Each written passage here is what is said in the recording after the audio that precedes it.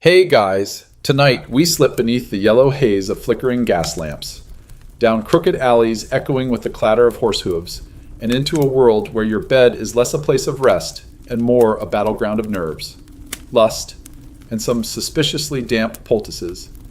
You're in Victorian England now, congratulations! You probably won't survive this.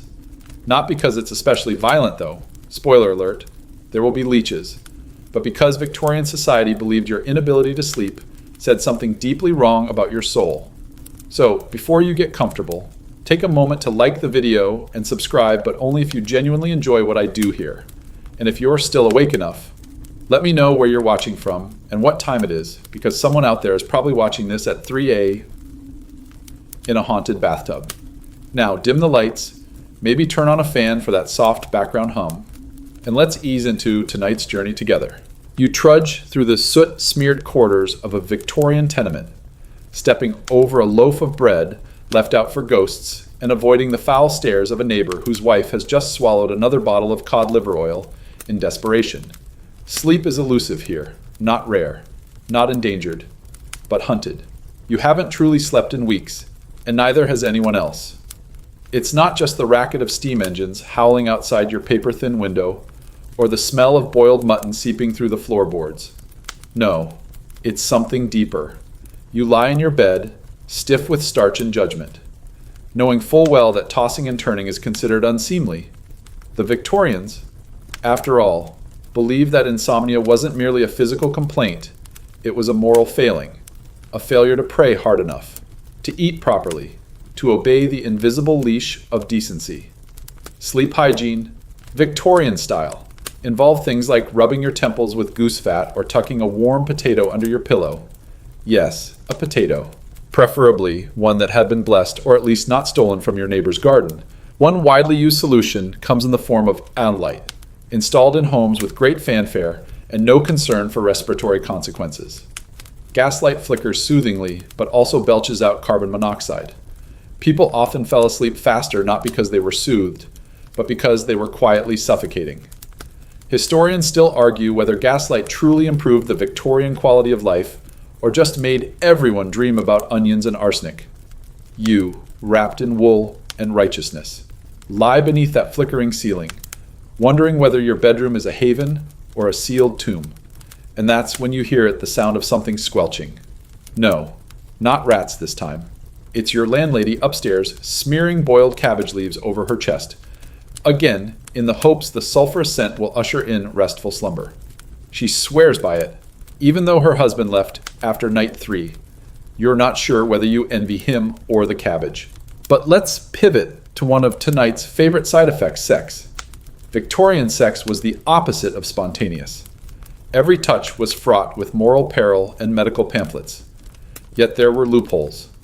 Take, for instance, one Countess of Wiltshire who allegedly treated her persistent insomnia by seducing her footman. Every night, under the guise of emotional regulation, she claimed the regular release aligned her nervous system. This is, of course, total nonsense. But she swore by it, and according to Eleanor Herman's Sex with Kings, she wasn't alone. Many noble women, pressed under layers of brocade and the psychological warfare of public purity, quietly decided that orgasm was medicinal, and it helped that their husbands were mostly off somewhere measuring land. The footmen didn't complain, though some were reportedly rotated every month to avoid emotional entanglement or unwanted pregnancies. A curious HR policy if there ever was one. Let's not forget the quack cures circulating the upper crust, passed around salons like risque gossip. One particularly odd recommendation came from a fringe pamphlet titled The Night Physic, which encouraged women to sleep with a polished brass rod under their pillows to balance their magnetism. In a modern context, this sounds like a reusable vape crossed with chakra nonsense. But in 1853, it meant lying awake under a brass stick while wondering whether the tingling sensation in your scalp was divine intervention or early stage tetanus. And speaking of tingling, let's check in on the working classes. Who couldn't afford brass rods or footmen? Instead, they relied on old wives' tales, including smearing your wrists with lard, tying onions to your feet, and my personal favorite, drinking warm milk mixed with a tablespoon of vinegar and a prayer. If it didn't knock you out, it certainly made you question your life choices. That, or it summoned internal chaos so fierce your body shut down out of self-preservation. And here's where things get murkier. While the affluent experimented with light deprivation chambers, handsy spiritualists, or therapeutic cuddling sessions in darkened conservatories, many desperate Victorians turned to gaslight in another form, ether. Not for surgery, though they'd use it for that, too, but as a gentle sleep aid. Doctors were split. Some argued ether was divine, a mercy for overworked mothers and restless ministers.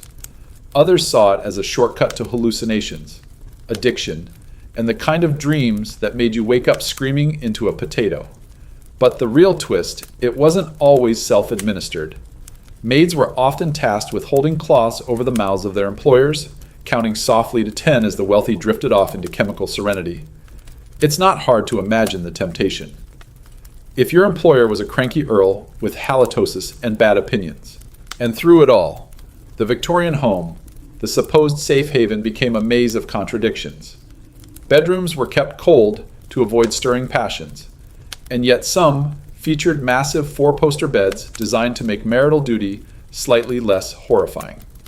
You lie there, listening to your neighbor recite Bible verses through the wall, not sure whether he's trying to summon angels or scare off sleep demons. You fluff your pillow, which is filled with horsehair, dried lavender, or shredded pamphlets about cholera.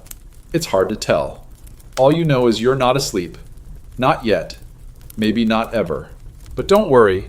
A traveling salesman will be around soon selling something called sleepy syrup, which includes chloroform, rum, and the vague promise of forgetting your mother-in-law's voice.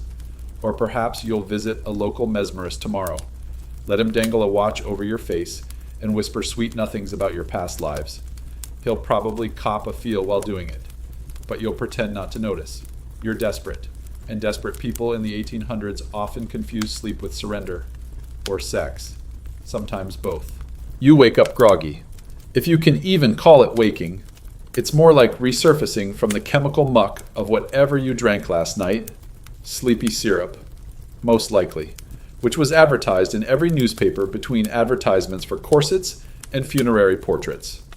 The bottle claimed guaranteed slumber or your consciousness back, though the actual ingredients were an unholy alliance of chloroform, morphine, and what the Victorians fondly called essence of poppy. You can taste it still, somewhere between licorice and light despair. That's right.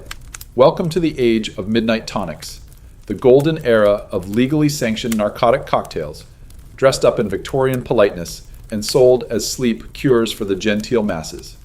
You shuffle into the parlor, step over a snoring uncle who just tried a drop, and consider whether sleep was ever the goal or if the goal was simply to stop thinking. Because thinking, in Victorian England, was dangerous, especially at night. It led to melancholy, hysteria, poetry, and worse ideas.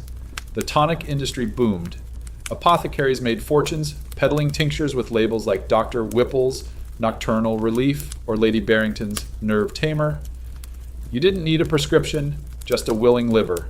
And yet, strangely, the bottles rarely listed ingredients. Historians still argue whether this was out of ignorance, indifference, or the calculated hope that no one would notice they were guzzling liquid laudanum like it was chamomile tea. The tonics worked briefly. You fell into something resembling sleep. Sure, but it came with side effects, sweats, tremors, mild time travel. One user described it as dreaming in reverse, where instead of visions, you saw memories erasing themselves. Another swore he met Napoleon in his sleep and challenged him to a duel with peppermills. And while that may sound charming, the withdrawal wasn't. Once hooked, many Victorians discovered the worst part wasn't staying asleep, but staying sane. Enter the sleepless wives of mid-tier merchants. These women, tethered to routines more rigid than a tax ledger, were among the most frequent customers of midnight tonics. Not just for themselves, oh no, but for their children, husbands, maids, and occasionally their cats. There's a record of one woman in Leeds who tried to sedate her entire household before hosting her mother-in-law for tea, just to avoid conversation. The dosage math was a little fuzzy, and the cat ended up in the chimney. But it was the thought that counted. For every genuine insomniac, there were 5 hypochondriacs and 3 amateur chemists. The culture of self-medication thrived, bolstered by the illusion that anything sold in a glass bottle with cursive lettering must be respectable. Spoiler, it wasn't. And behind the veils of lace and opium clouds, sex found its way into the story again. Let's take a short detour into the bedroom of Lord Percival F., a minor nobleman with major insecurities and a curious sleep ritual. According to Peter Webb's The Erotic Spirit Through History, Percival believed that his insomnia stemmed from incomplete nightly emissions. His term? Not mine. His doctor, a man who had clearly given up on ethics, prescribed a blend of hashish oil and nightly tension releases, preferably facilitated by his maidservant, who was paid extra for her calming presence. This arrangement went on for years until the maid married a chimney sweep and wrote a book titled Soft Hands for Hard Nights, out of print now, sadly. But her chapters on Victorian seduction tactics, especially the ones involving cough syrup, are legendary in certain circles. She claimed most men didn't fall asleep after sex out of satisfaction, but because they were too high to remember their names. And if you think this was limited to the elite, think again. In the poorer neighborhoods of Manchester and Birmingham, insomnia was so rampant that it developed its own folklore. Parents warned children of the wakeful man, a mythical creature who visited homes where the lights stayed on too late. He would steal your next dream, leaving you hollow-eyed and brittle until you obeyed the rhythms of decency. In reality, these stories were probably created by tired parents trying to get a moment's peace, but the belief stuck, and so did the desperation. Let's not forget the booming black market tonic trade, which offered concoctions far more potent than anything you'd find at Boots. These enhanced elixirs often contained cocaine, arsenic, or a rotating cast of hallucinogens. They were popular among the artistic class painters, poets, playwrights, many of whom claimed insomnia was a necessary side effect of genius. "I cannot sleep," wrote one anonymous poet in 1884 because the stars whisper truths too loud for silence. Or maybe because he drank something called Dr. Tillinghast's lightning brain elixir, which included amphetamines and a dash of mercury. Mercury, for those keeping score, is not a sleep aid. It is, however, a great way to lose your teeth. Among the more socially accepted cures was sherry. Yes, that sweet, warm wine favored by grandmothers and dubious vicars. A glass before bed became common practice, especially for women. But like everything in Victorian life, even this came wrapped in contradiction. Drink too little, and you were a prude. Too much, and you were unseemly. So you sipped delicately, letting it blur the edges of your consciousness while pretending you weren't quietly buzzed. Some couples took it further, creating elaborate pre-bedtime rituals that included sherry, gentle music, and spiritual union, a euphemism for sleepy sex with just enough movement to feel righteous, but not enough to disturb the neighbors. The Victorians had a knack for turning everything into moral theater. A curious example comes from Lady Eleanor Greaves, a devout Anglican who hosted weekly purity suppers, where women drank a calming herbal infusion and read scriptures until they dozed off mid-sermon. Yet behind closed doors, Eleanor kept a hidden stash of Turkish hashish candy, which she consumed nightly before requesting her husband mount her gently. Her diaries, discovered long after her death, described sex as God's warmest blanket. Historians still debate whether her spiritualized eroticism was genuine belief or elite-level trolling. And amid all this, there were debates. Oh, the debates. Medical journals spilled gallons of ink arguing over the efficacy of tonics versus moral self-discipline. Some doctors insisted the real cure for insomnia was prayer, cold baths, and avoidance of overexcitement. Others lobbied for more progressive approaches, like controlled morphine intake or exposure to calming vibrations achieved through giant tuning forks placed under the bed. One enthusiastic practitioner claimed he cured 7 women in a single week using this method, though critics pointed out all 7 women eventually married him. Cause and effect unclear. And then there's the fringe tidbit you didn't ask for, but deserve. In 1861, a man in Kent marketed a pillow stuffed entirely with dried lettuce, not for comfort, mind you, but for sedative purposes. He claimed the lettuce released calming vapors overnight. Buyers reported smelling faint salad notes, but otherwise remained distinctly awake. The product was discontinued after several children tried to eat their bedding. Still, a noble attempt. So you lie there again, bathed in candlelight and questionable decisions, wondering if your brain is buzzing from caffeine, cocaine, or collective guilt. The tonic bottle is empty. Your dreams, when they come, are twisted and feverish, a kaleidoscope of corsets, cats, and spectral men offering hot milk in exchange for secrets. You wake unsure whether you ever slept or whether the night simply paused out of pity. You blink at the ceiling, or what you hope is the ceiling. Victorian ceilings are notoriously dramatic, ornate plaster. Swirling roses, maybe a fresco of an angel judging your posture. But right now, your room is mostly shadows and the quiet ticking of a too loud clock that reminds you how long you've been awake. The gaslight hums, the bed creaks, and you know what's coming, because you scheduled it the mesmerist. Don't be shy. He was recommended by a friend whose cousin once fell asleep for a whole week after just one session, though that might have had something to do with the brandy-laced herbal biscuits. Either way, you've cleared the chaise longue, drawn the curtains, and laid out your best hypno-slippers, because tonight, we try to summon sleep the old-fashioned way by letting a stranger stare into your eyes while swinging a watch like a judgmental squirrel. His name is Dr. Merriweather T. Larch, or something equally suspicious, and he arrives reeking of cloves, cologne, and something that might be spiritual mildew. He's wearing 3 layers of black velvet and carrying a pouch filled with charms, crystals, silver coins, pressed flowers, and one ominously sticky feather. He greets you with a bow that's just slightly too slow, then launches into a monologue about the magnetic currents of the feminine humors. You pretend to understand, mostly because you're too tired to challenge him, and because, deep down, you're hoping this will work. You want to believe that someone can make you sleep with nothing but a candle, a clock, and a calming voice. Unfortunately, Dr.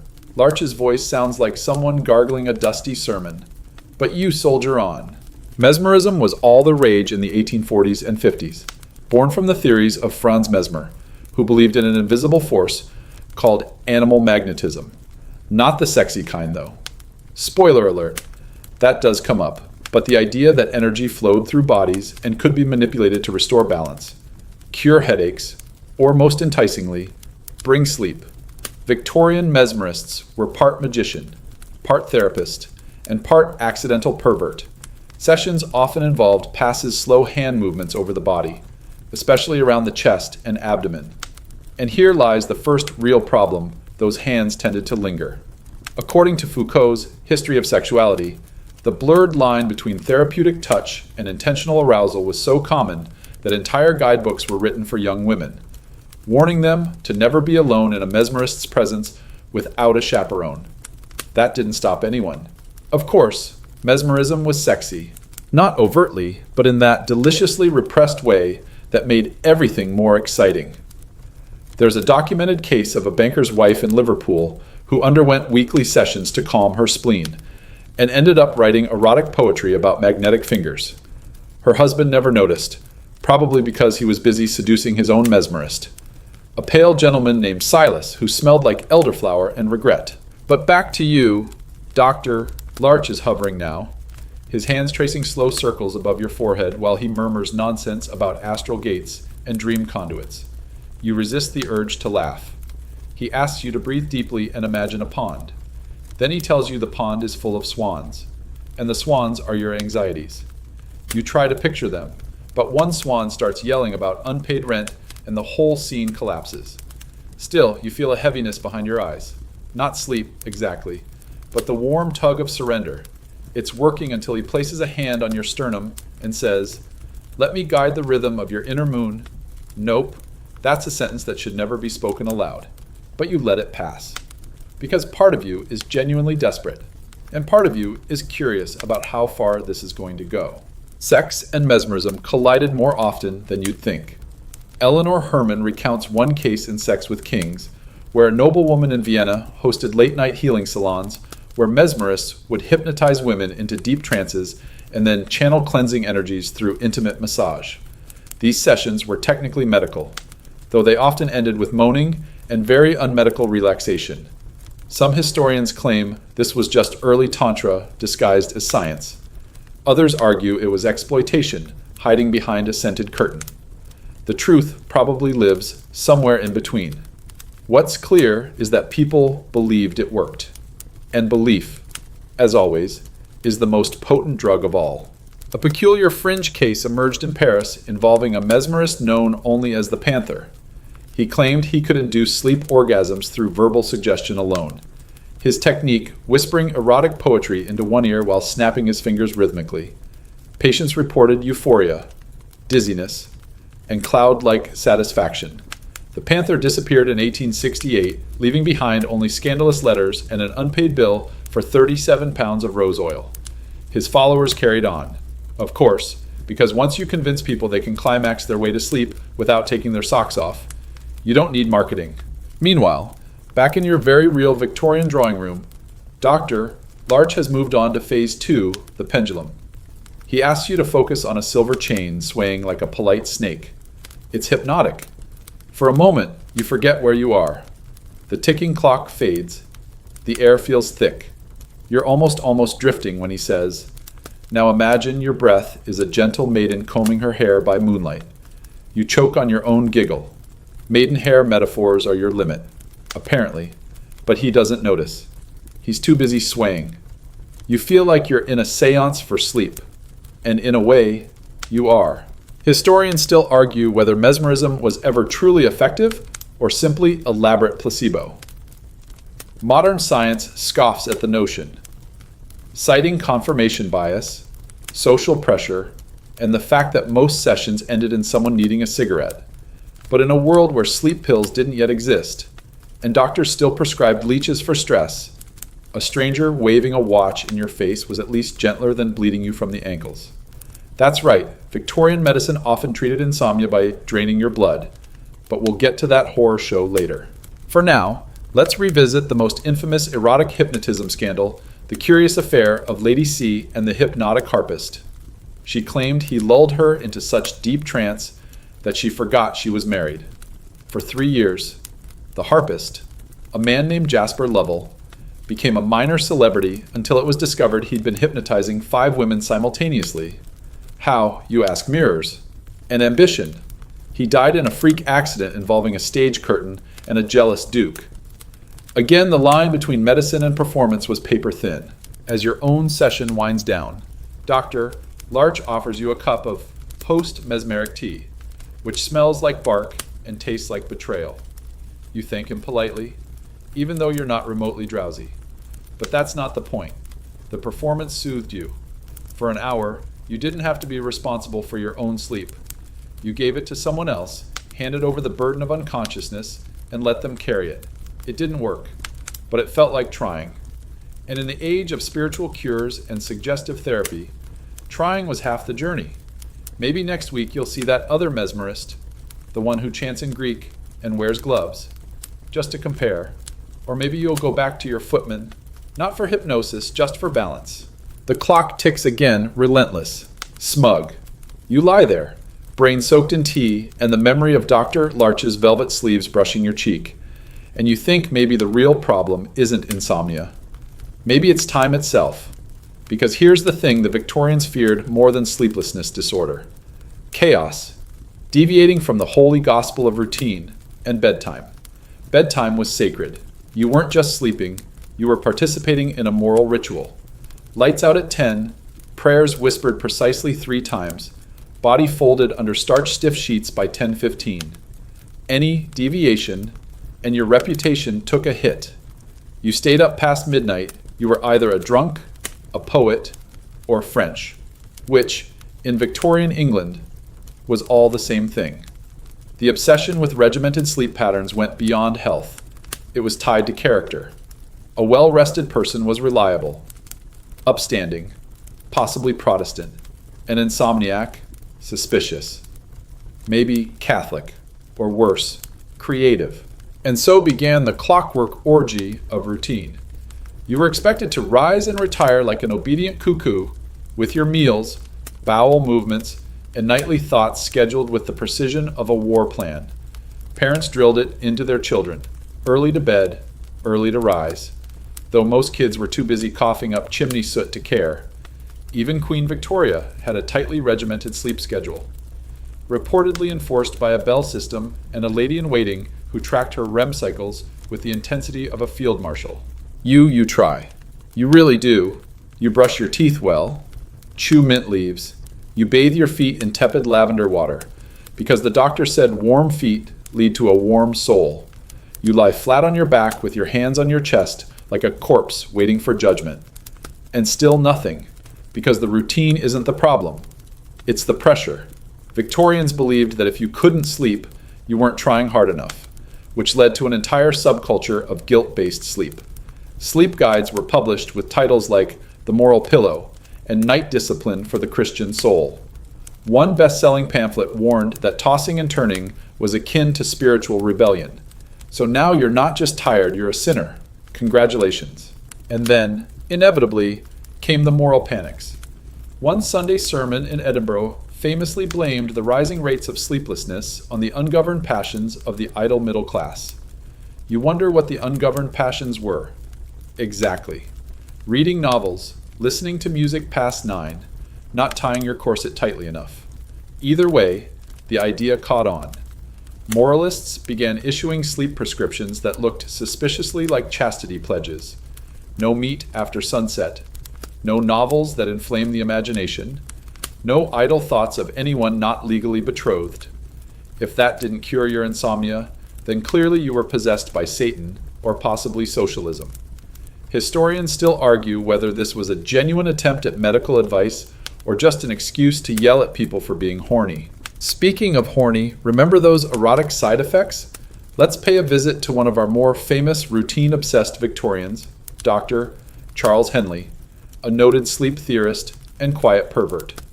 He believed that the ideal bedtime regimen involved releasing the masculine energies through what he termed conjugal harmonization. In short, nightly sex. Precisely 15 minutes. Lights off. No talking. His poor wife, Margaret, documented the experience in her private journals as a ritual of poking and silence. Yet Charles claimed it improved his sleep immensely, so much so that he published a guide, Slumber Through Submission, The Marital Path to Sleep. It sold well among clergymen and the deeply repressed. His theory caught on in certain circles. Husbands began timing their performance with pocket watches. Wives developed migraines at record speeds. And unmarried women started hosting sleep tea salons as an alternative, where they drank valerian root and read from the Kama Sutra. That's not a joke. In one infamous London circle, translated copies of the Kama Sutra were passed around under the guise of Eastern philosophical inquiry. The part they liked most, the 26 positions that also doubled as backstretches. Meanwhile, routine spilled into architecture. Bedrooms were redesigned to reflect the holy order of sleep. You couldn't just throw a mattress in a corner and call it a night. No, you needed symmetry. 2 candles, one on each side, a window precisely 5 feet from the bed to allow the moon's balancing energy to kiss your brow at exactly 11:03 p.m. Beds were positioned north-south to align with Earth's magnetic fields, a concept borrowed from German sleep evangelists who wore copper hats and bathed in goat milk. The Victorians didn't just chase sleep, they engineered it with the obsessive precision of mad scientists and slightly erotic monks. Let's not ignore the clocks themselves. You remember that ticking monster on your mantle? That's not just decor, that's surveillance. Mechanical timepieces, mass-produced and widely affordable by mid-century, became the ultimate symbol of domestic control. You couldn't escape the sound. Even in silence, the tick reminded you it's late. You've failed. Again, some insomniacs claimed they could hear the clock mocking them, whispering their failures back in Morse code. It wasn't madness, it was acoustics and guilt. One woman in Brighton reportedly threw her clock out the window and claimed she slept for 3 days straight after. Others buried theirs in the garden and referred to it as the exorcism. And yet, under all that routine and repression, people still slipped. They strayed. Because human desire, unlike Victorian sleep charts, is messy. Take Lady Arabella Vane, a woman of impeccable routine and even more impeccable cheekbones. She publicly advocated for strict schedules, herbal teas, and 9 p.m. lights out policies. Privately, however, she scheduled trysts with her chambermaid at 9:15. According to The Erotic Spirit Through History, the two developed a ritual where the chambermaid would brush her hair 100 times before bed, then remove her corset 100 different ways. Arabella described these sessions as the only reliable path to unconsciousness. It wasn't the routine that cured her, it was the intimacy disguised as hygiene. Fringe thinkers continued to push the envelope. One minor philosopher, Ezekiel Crum, proposed that sleep should be approached like a waltz, graceful, rhythmic, sensual. He designed a 6-step dance to be performed before bed with one's spouse, meant to align breath, motion, and libido. It never caught on, possibly because it required a metronome, a silk robe, and a willingness to do lunges. But the pamphlet sold 300 copies, mostly to curious widows. And so here you are again, stuck in a routine that promises rest but delivers pressure. You brush your hair the exact same way. You say your prayers in the same order. You read the same 3 pages of the Book of Nightly Contentment before your eyes glaze over. And still, your brain tap dances. Because routine doesn't account for grief, or lust, or the part of you that resents being told what to do by a pamphlet written by a man who once claimed wearing tight socks could lead to erotic dreams. You stare at the ceiling again. The plaster angel now looks mildly amused. You wonder what she dreams about. Probably not goats, or maybe only goats. You lie still, hoping that this time, maybe this night, your body will surprise you and sink into sleep without protest, like a cat curling into a sunbeam. But instead, your mind begins its nightly parade of treacherous thoughts, memories, fantasies, awkward exchanges from 5 years ago, and that one time you accidentally waved at a statue, so you roll over, fluff the pillow, and remind yourself of the doctor's advice: embrace marital harmonization. Of course, the doctor didn't use those words. He said something far more clinical and deeply uncomfortable, like manual intervention for the female hysteric. Because now we're entering the gloved and candlelit world of Victorian sex cures for women, where medical science, social control, and absolute confusion collided under the polite veil of treatment. You're familiar with the term hysteria, right? A delightful diagnosis thrown at any woman who dared to cry too much, read French novels, or request slightly less childbirth. Victorians believed hysteria was caused by a wandering uterus. Yes, literally, and its symptoms included anxiety, insomnia, irritability, shortness of breath, and a general unwillingness to put up with nonsense. The treatment, pelvic massage, administered by doctors, or midwives, or femmes, eventually, machines. Enter the vibrator not as a modern sex toy, but as a medical instrument. The earliest electric vibrators were invented to relieve doctors from the sheer exhaustion of manually treating dozens of hysterical patients per day. Yes, you read that right. Doctors were massaging women to orgasm so frequently that they complained of hand cramps. One 1869 report from Dr. Joseph Mortimer Granville describes physical fatigue and muscular inflammation in the wrist from his vigorous work with female disorders. So he invented a device, a big, clunky, vibrating contraption with a motor loud enough to drown out moaning. These machines were rolled into clinics under the guise of medical progress. But everyone knew what was happening. They just didn't say it out loud. After all, this was Victorian England, where you could accidentally climax in a doctor's office and still be considered a lady, as long as you didn't enjoy it too obviously. One widely circulated pamphlet called The Feminine Calm advised women to trust the doctor's firm hand, promising that regular treatment would relieve the emotional congestion that so often obstructs the path to restful slumber. The language was vague enough to be published, but specific enough that everyone winked internally. Women scheduled appointments weekly, some twice a week. Clinics developed long waiting lists. Historians still argue whether these sessions were exploitative or empowering. On the one hand, women weren't given full consent or understanding of what was happening, just a promise of relief. On the other, for many, It was the only time they felt pleasure in a society that demanded chastity and produced nothing but disappointment in the bedroom. But before the machines came the hands. Imagine being led into a room that smelled faintly of eucalyptus and antique linen, asked to disrobe from the waist down, and told to relax your spirit while I soothe your womb. It happened. Often. Midwives did it.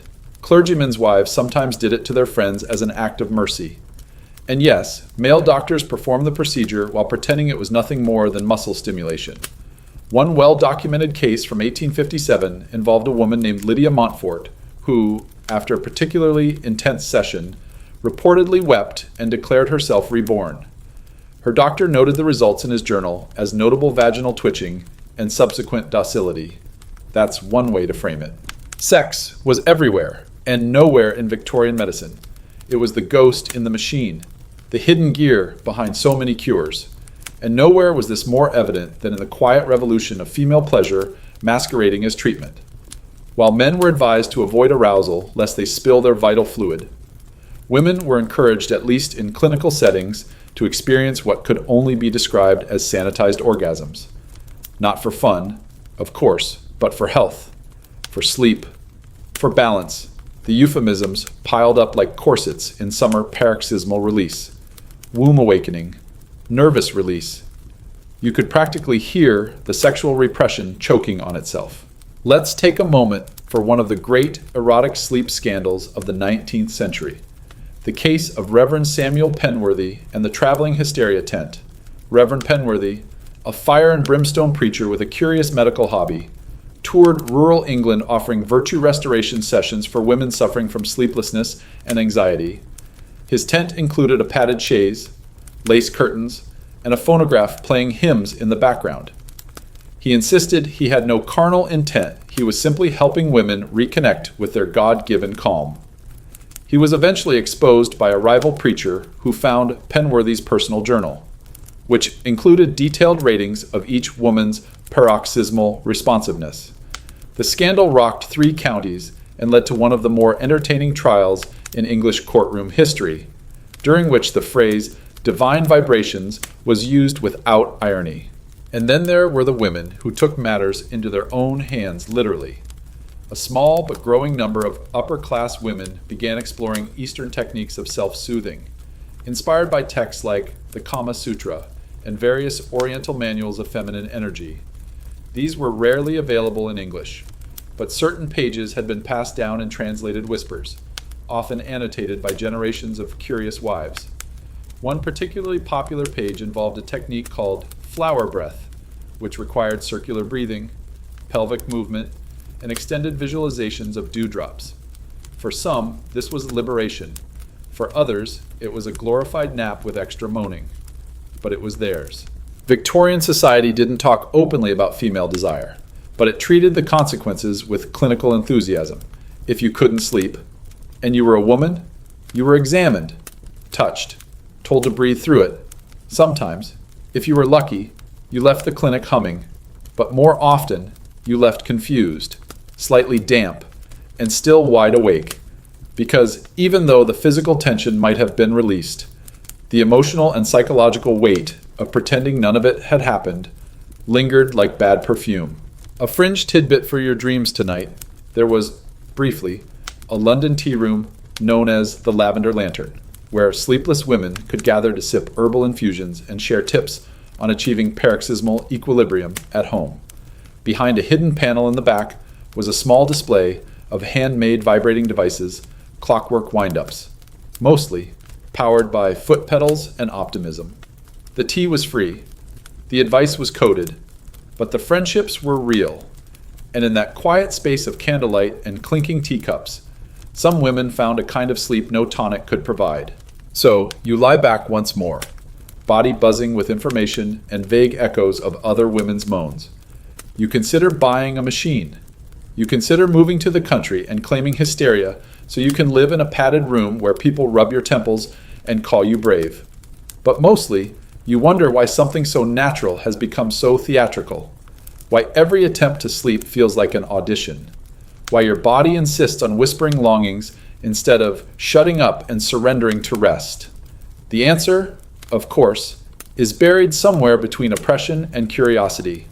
And maybe, just maybe, it's okay to want a little pleasure on the way to peace. So here you are again, draped in linen that smells like someone else's grandmother, and wishing you could just vanish into unconsciousness the way Victorians used to disappear into afternoon fog or questionable politics.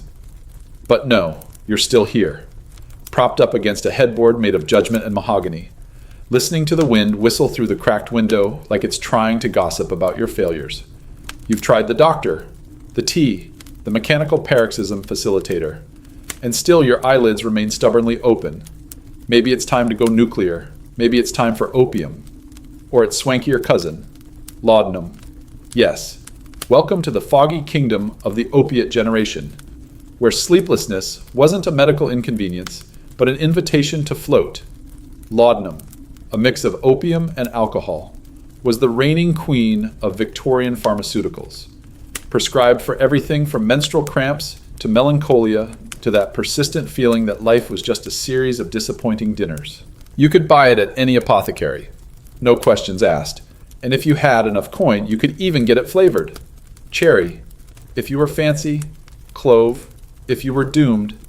The ads didn't call it a sleep aid, they called it a balm for the unsettled mind, which is Victorian code for this will knock you out so hard you'll forget your middle name.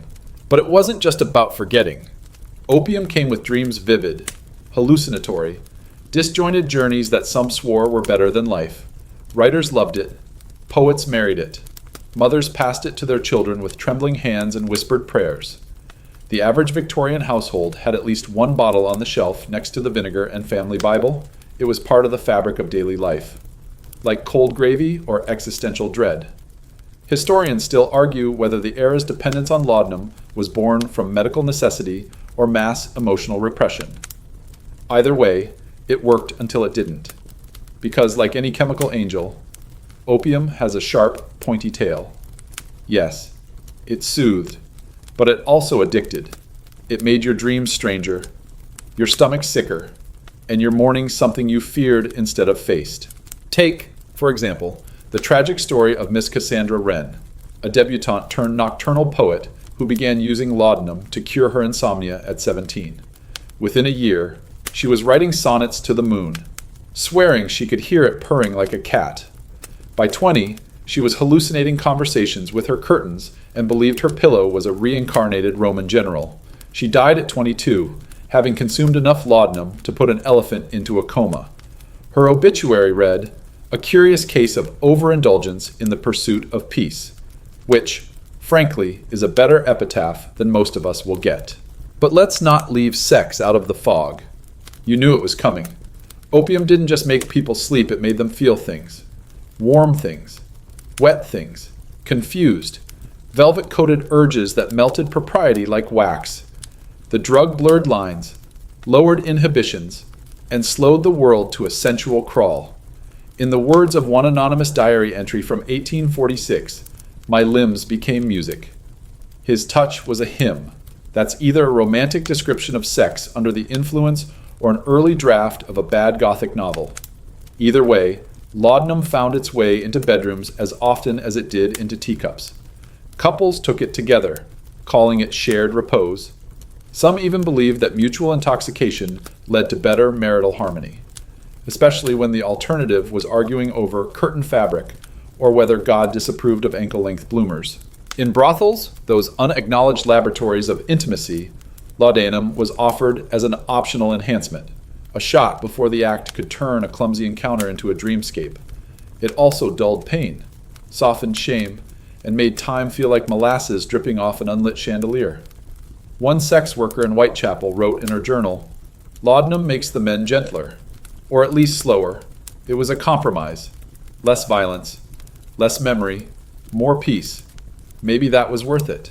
Among the upper classes, it became fashionable to sip opium-laced cordials before bed, especially in women's circles, where speaking plainly about sleeplessness was taboo. But gathering to sip Lady Prudence's elixir was an acceptable hobby. One such club in Bath, known only as the Quiet Hour, hosted weekly readings of Shakespeare while women sat in velvet chairs, gently drifting into unconsciousness, their hands occasionally twitching from dreams they would never admit to. It was sexless on the surface, but beneath those skirts and bonnets, something pulsed, something ancient, something that knew how to ache without speaking. Let's not forget the children. Yes, that's right, opium was also a lullaby for the little ones. Products like Godfrey's cordial and Mrs. Winslow's soothing syrup were heavily dosed with morphine and marketed specifically for infants. Babies teething, give them opium. Toddler won't nap, opium. It was a parenting trend so widespread that by the 1870s, entire generations of children spent their formative years in a chemical haze. Some slept peacefully, others never woke up. A public health crisis emerged, but not before thousands of tiny graves were filled. Yet even then, the blame fell not on the medicine, but on the mothers. They were labeled careless, negligent, hysterical. Never mind that the instructions came from male doctors in expensive suits who couldn't name a single childhood developmental stage beyond quiet and annoying. A curious fringe footnote. In 1862, an ambitious pharmacist in Yorkshire developed something he called the opium pillow. It was stuffed with poppy husks and designed to slowly release soporific vapors through the night. He marketed it as the gentlest cloud, though customers quickly discovered it either didn't work or gave them terrifying dreams involving bees and judgmental grandmothers. Still, the design was popular enough to spawn knockoffs. One version even included a hidden laudanum vial in the corner, which you could nibble mid-snooze like a depressed hamster. The product was discontinued after a noblewoman tried to eat the whole pillow and had to be removed from her estate by 6 footmen and a priest. As laudanum addiction spread, support groups began to form quiet, anonymous circles of women who met under the guise of book clubs or sewing societies. They didn't talk about addiction. Of course, that word was too sharp, too modern. They called it soothing dependence or nightly necessity. They shared dosage tricks, withdrawal tips, and sometimes, more importantly, company. Because loneliness, after all, is the real cause of many sleepless nights. And when society tells you that your value lies in silence, modesty, and obedience, even sleep becomes a kind of protest. One such woman, Eliza Hargrove, left behind a series of letters to her sister that detail her slow descent into laudanum-induced dreams. In one she writes, "I fear I love the feeling more than the rest.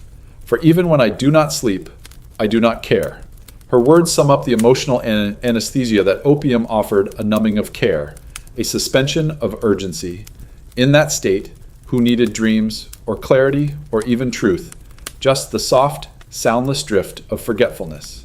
So, as you lie back once more, heart fluttering with borrowed calm and the scent of distant poppies clinging to your breath, you wonder what price would you pay for sleep? Is it worth the fog, the dependency, the slow erasure of memory and need?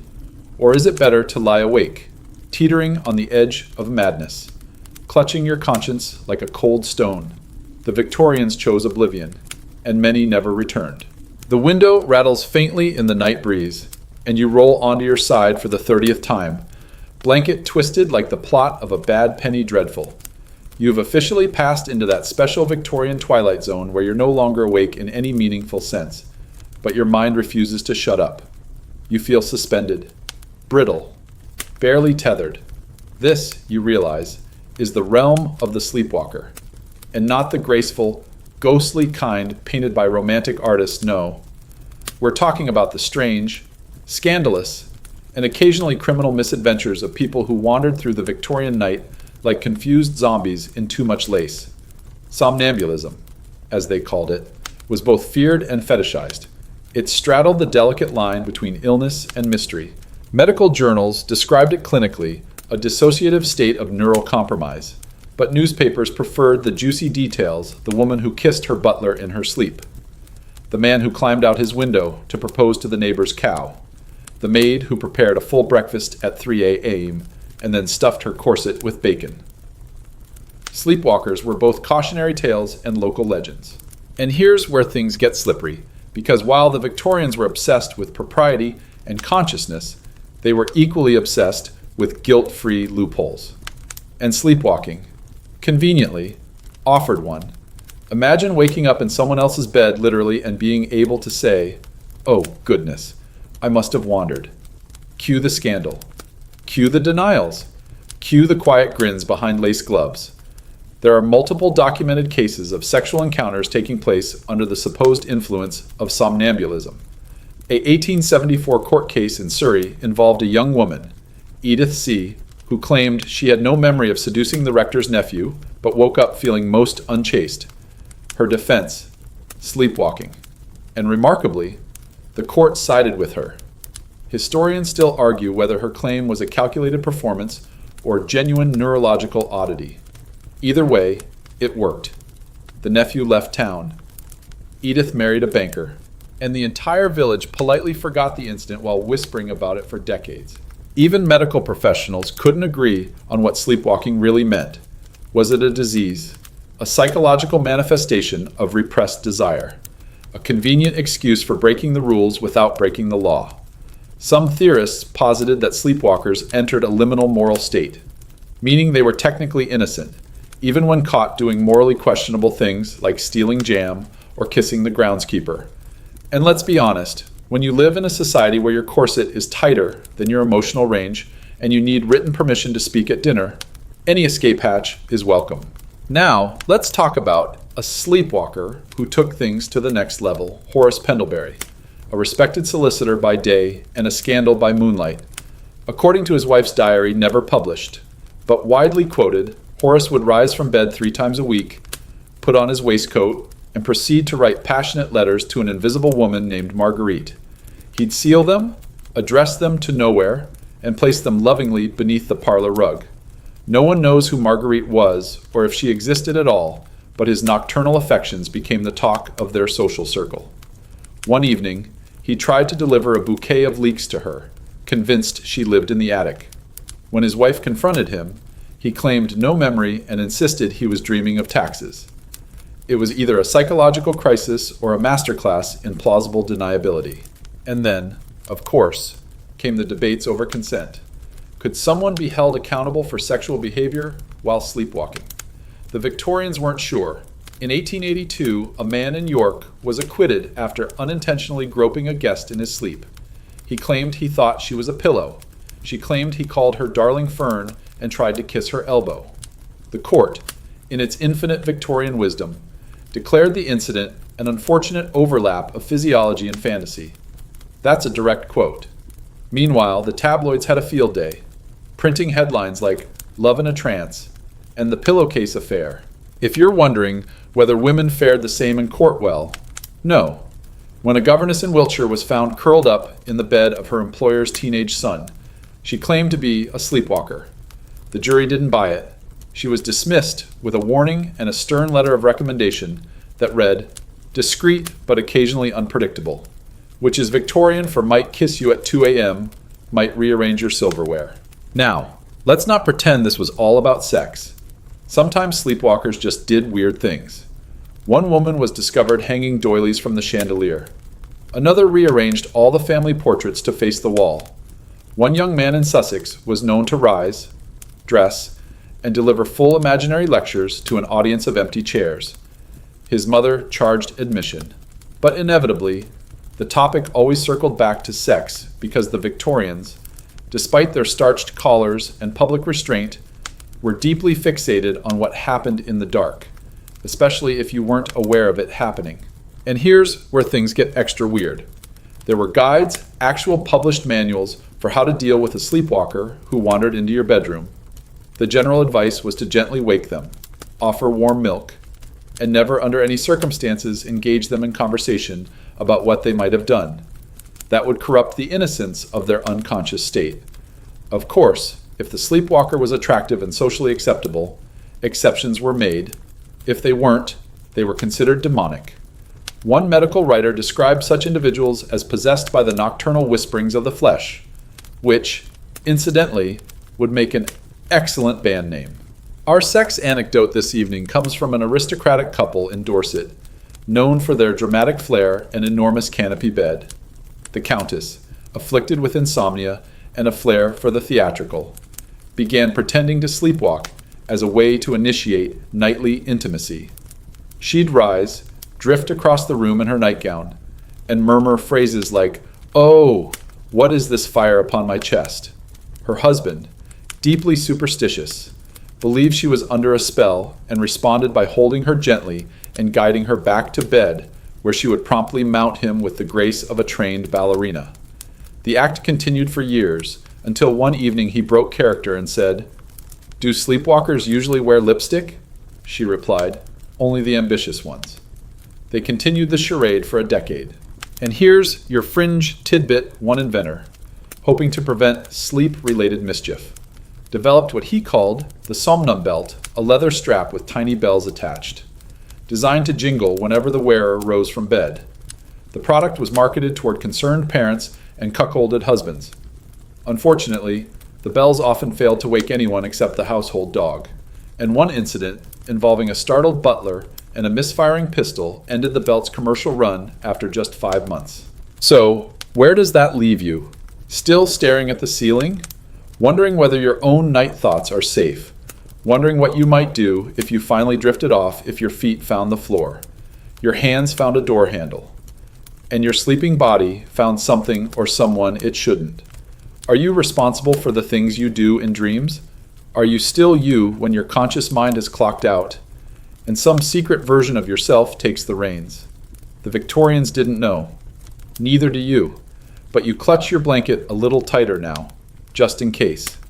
Because sometimes, sleep isn't a gentle descent. It's a moonlit detour through the parts of yourself you weren't supposed to visit. And maybe that's the most dangerous cure of all. You press your hand to your chest, feeling your heartbeat under layers of flannel, nightgown, and societal repression.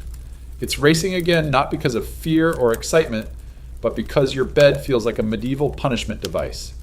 Welcome to the Victorian bedroom, where every item, every stitch, buckle, strap, and seam is designed to either restrain you or remind you of your failings.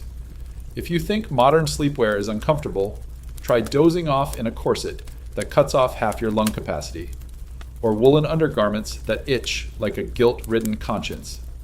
Let's talk about what people wore to bed, and how that somehow became a matter of life, death, and secret arousal.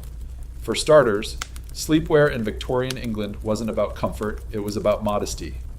Women wore layers, chemises, petticoats, lace-trimmed nightdresses that trailed like ghosts on wooden floors. Men had it marginally better, sporting cotton shirts and drawstring trousers, though some opted for elaborate embroidered robes, because God forbid you be unconscious without a monogram. But the clothing didn't just weigh on you physically, it weighed on you psychologically. Every thread reinforced the message your body is shameful. Your body must be contained. And contained, it was corsets, famously worn throughout the day, were sometimes worn at night too, especially by women who believed that letting the waist relax during sleep would undo hours of painful compression. The logic was impeccable in its insanity. Imagine lying down, bones aching, lungs whispering for air, and saying, "Better keep this on, I might expand." The result, shallow breathing, nocturnal cramps, and on more than one occasion, fainting mid-dream. There's a documented case of a woman in Bath who passed out in her sleep and fell sideways off the bed. Her corset was so tight she couldn't call for help. She was found 6 hours later by her maid, still rigid, whispering Latin prayers and gently foaming at the mouth.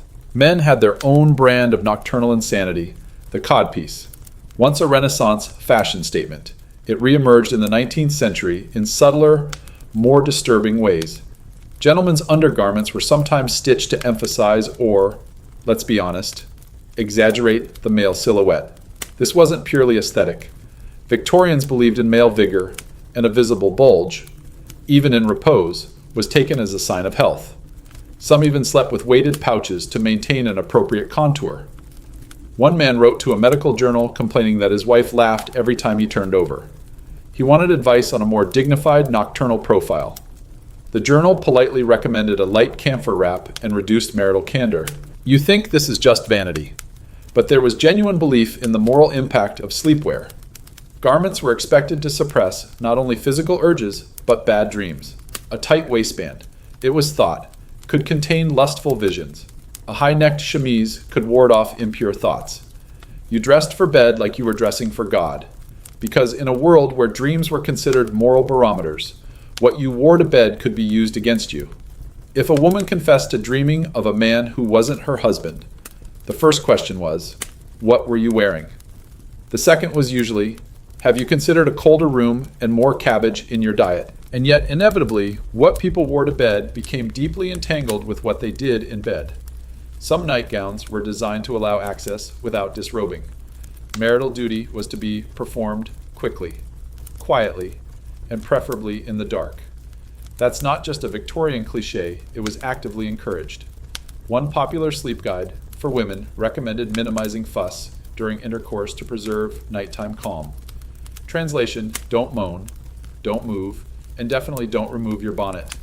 Yes, some women wore sleep bonnets during sex. No, we don't know why. Possibly for scalp modesty, possibly because they'd rather not be seen at all.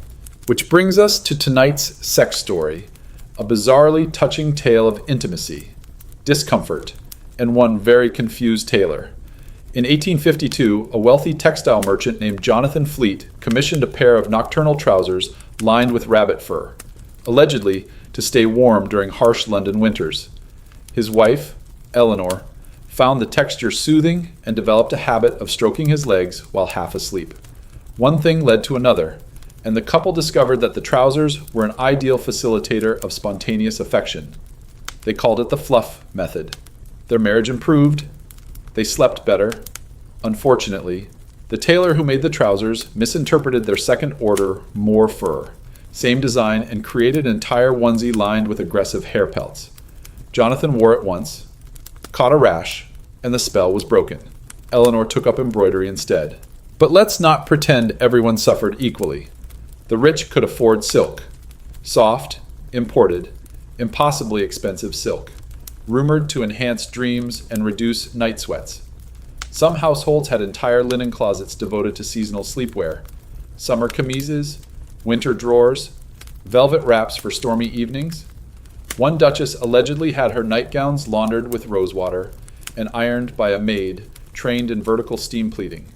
Meanwhile, the poor slept in whatever they didn't wear during the day, or nothing, which was scandalous if you were caught, but practical if you were freezing and didn't own more than 2 garments. In the more eccentric corners of society, some believed sleeping nude restored electrical purity.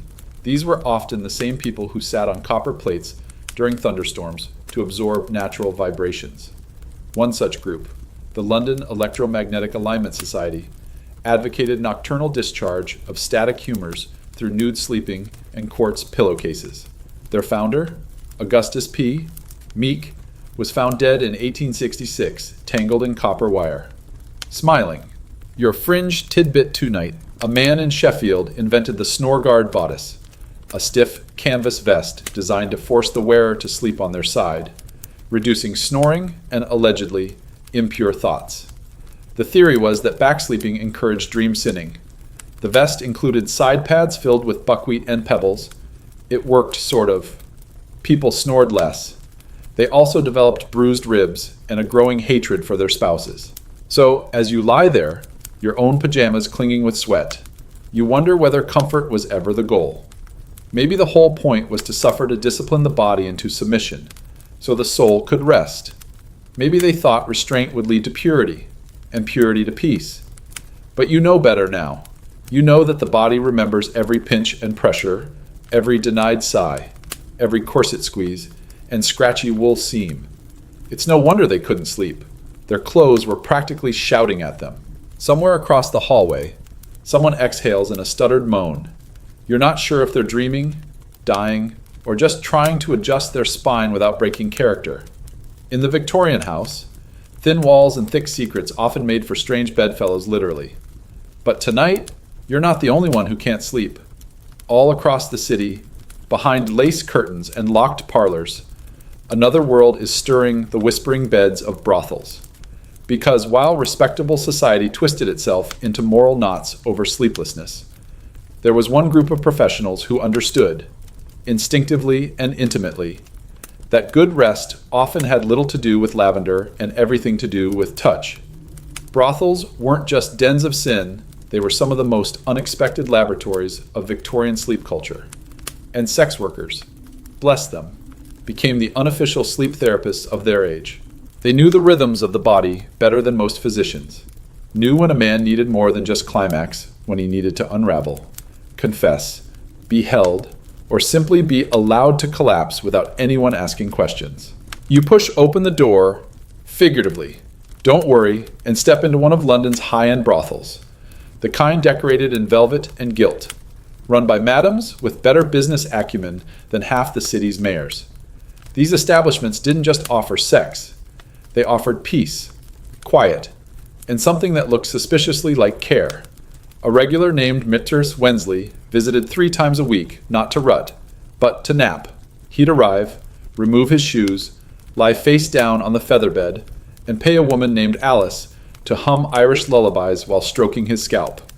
It wasn't even sexual. Well, mostly not. Alice became something of a folk hero among her colleagues. "You give better sleep than opium," one woman joked, to which Alice replied, "Because I don't rot their teeth." But brothels didn't just accommodate these needs, they marketed them. In some cities, brothel menus included special slumber services where a client could pay extra for a warm bath, silent companionship, and precisely 30 minutes of cuddling under goose-down covers. No conversation unless requested, no expectation of performance, just the ancient animal comfort of another human body nearby. These packages were especially popular with widowers, veterans, and traveling salesmen too tired to fake small talk. Historians still argue whether these services were a brilliant adaptation to shifting social needs or a cunning form of emotional capitalism. Probably both.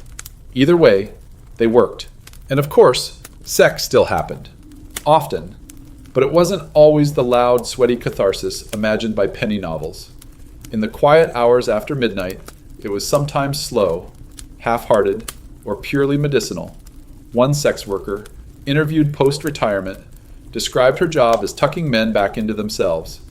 They came unraveled by work, marriage, religion, fear, and left not healed. Exactly, but temporarily reassembled.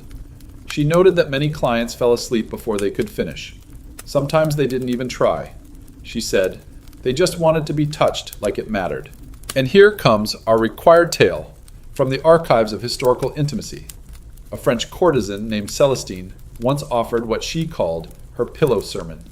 After sex, she would lie beside her clients and whisper philosophical musings about time, love, and death until they drifted off. Her most famous client, a baron with chronic nightmares, insisted her voice cured his insomnia better than any opiate. He eventually left his fortune to her, with a note that read, "For the woman who made my sleep feel like forgiveness." She used the money to open a school for orphaned girls and taught them how to read, write, and defend themselves with hatpins. Victorian feminism. In case you were wondering, sometimes wore silk gloves and carried a hidden knife. But let's not romanticize too much. Brothels were also brutal places. Many women worked against their will. Others endured violence, disease, and degradation. The sleep they gave to others often cost them their own. Yet within those darkened rooms, something subversively human endured the recognition that the body craves safety as much as it craves climax.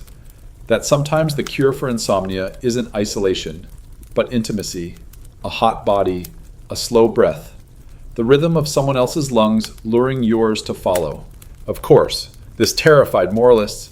They wrote essays decrying the pillow decadence of modern prostitution, warning that men were becoming addicted not to sex, but to comfort. One minister claimed that feminine indulgence weakened the male spirit and led to spiritual decay. His pamphlet, The Danger of Downtime, included detailed instructions for solitary prayer in place of physical affection. Predictably, it sold poorly. Meanwhile, brothels began quietly hiring women with soft voices and good hands.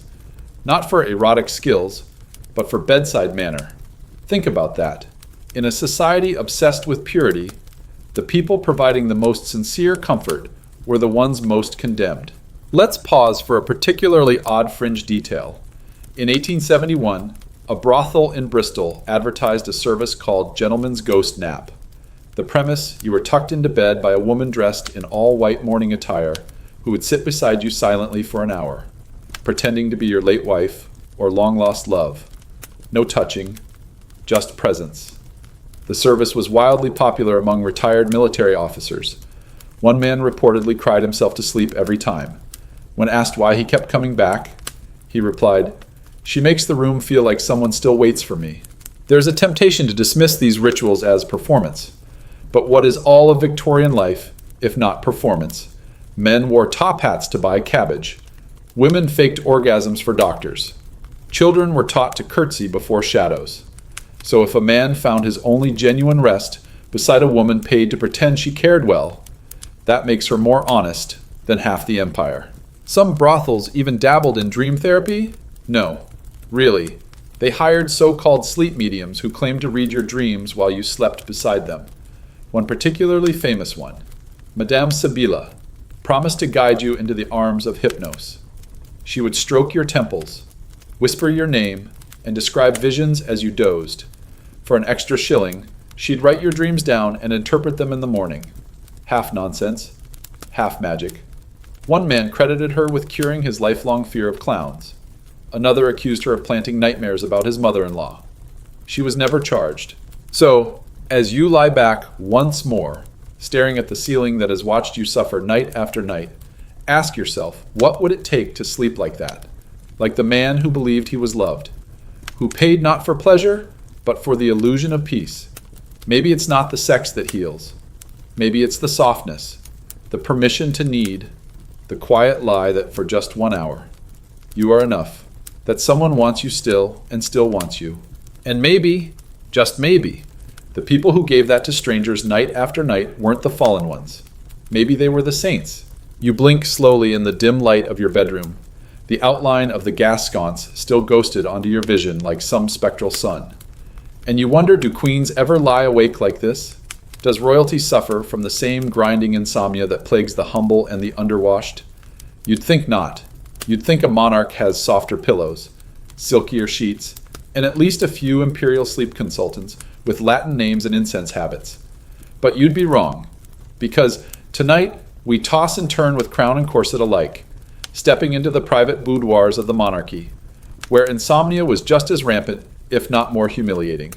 You see, to be sleepless in the palace wasn't merely inconvenient, it was political.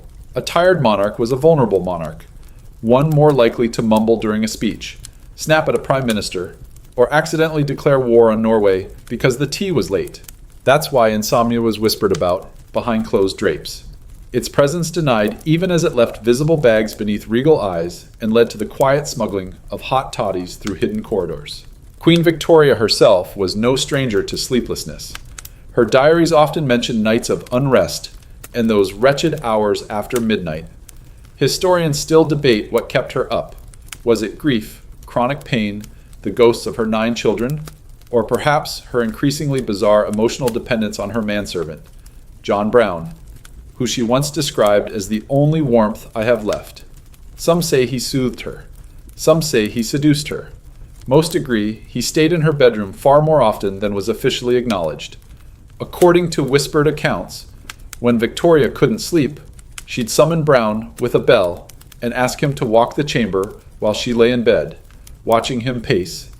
That's not quite sex, but it's not sex either. But perhaps the most scandalous royal sleep confession came not from Victoria, but from Queen Caroline of Brunswick, wife of George IV, and a woman who truly did not give a damn. Known for her biting wit and total lack of decorum, Caroline once told a physician, "The only reliable cure for my sleepless nights is a good rattle in the sheets." This wasn't a metaphor. She genuinely believed that sex, performed with sufficient enthusiasm, calmed her nerves and reset her inner balance. It didn't matter who the partner was, though she did have favorites, including an Italian opera singer named Luigi, whose nightly serenades allegedly ended with more than just applause. Caroline's sleep pattern became a subject of court gossip and political satire, with cartoons showing her tucked into bed with a rotating cast of footmen, scholars, and one memorable caricature featuring a bishop holding a bottle of brandy and a nightcap. George IV, ironically, had the opposite approach. He insisted on total silence, darkness, and a blanket sewn with lavender sachets. He was so obsessed with the concept of noble rest that he had a mechanical bed built that mimicked the gentle rocking of a carriage. The device creaked like an exhausted sea captain and once ejected him during a particularly ambitious sway. From that point on, he returned to brandy and bitterness. Palace physicians, always terrified of being blamed for royal crankiness, tried everything: herbal tinctures, ice baths, leech therapy, even the burning of frankincense in sleeping quarters. One desperate doctor suggested the Queen try inversion therapy, sleeping at a downward angle to drain negative humors from the brain. It lasted one night. She awoke with a neck so stiff she couldn't nod for a week and reportedly declared, "I'd rather dream of hell than sleep like a sausage." Sex as sleep aid among royals wasn't limited to queens. Of course, King Edward VII, nicknamed Dirty Birdie by those in the know, was a professional level sensualist. His insomnia was legendary, and his solution was routine: a bath, a cigar, a brandy, and a willing partner.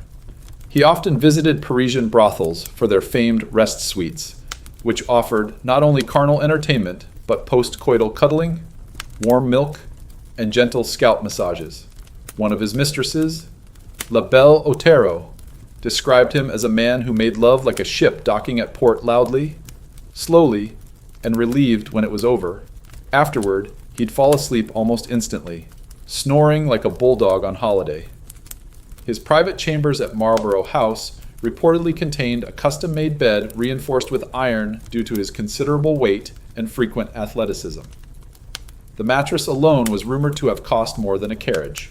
Let's detour for tonight's fringe fact. In 1865, a royal valet leaked documents describing the bed of state, an ornate sleeping apparatus commissioned for a minor prince who believed he dreamt more accurately when surrounded by portraits of his ancestors.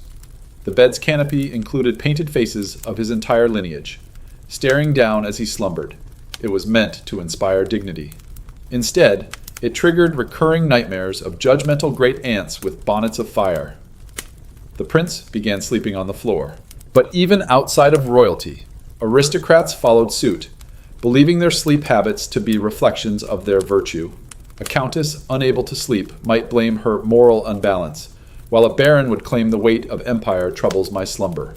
Yet, behind the rhetoric, many turned to the same things as everyone else: warm drinks, cuddles, opium, or someone named Basil with strong hands and loose morals.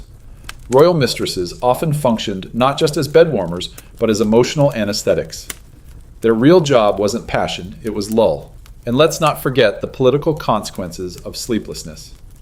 When King George III began exhibiting erratic behavior, many dismissed it as insomnia-induced irritability. But soon, his nighttime ramblings turned into full conversations with invisible statesmen. He once summoned his court at 3 a.m. to declare war on the moon. Sleep deprivation can do that. Of course, it turned out he was suffering from porphyria, a real medical condition, but at the time, they treated him with bleeding, ice water immersion, and abstinence from any pleasure, including sleep.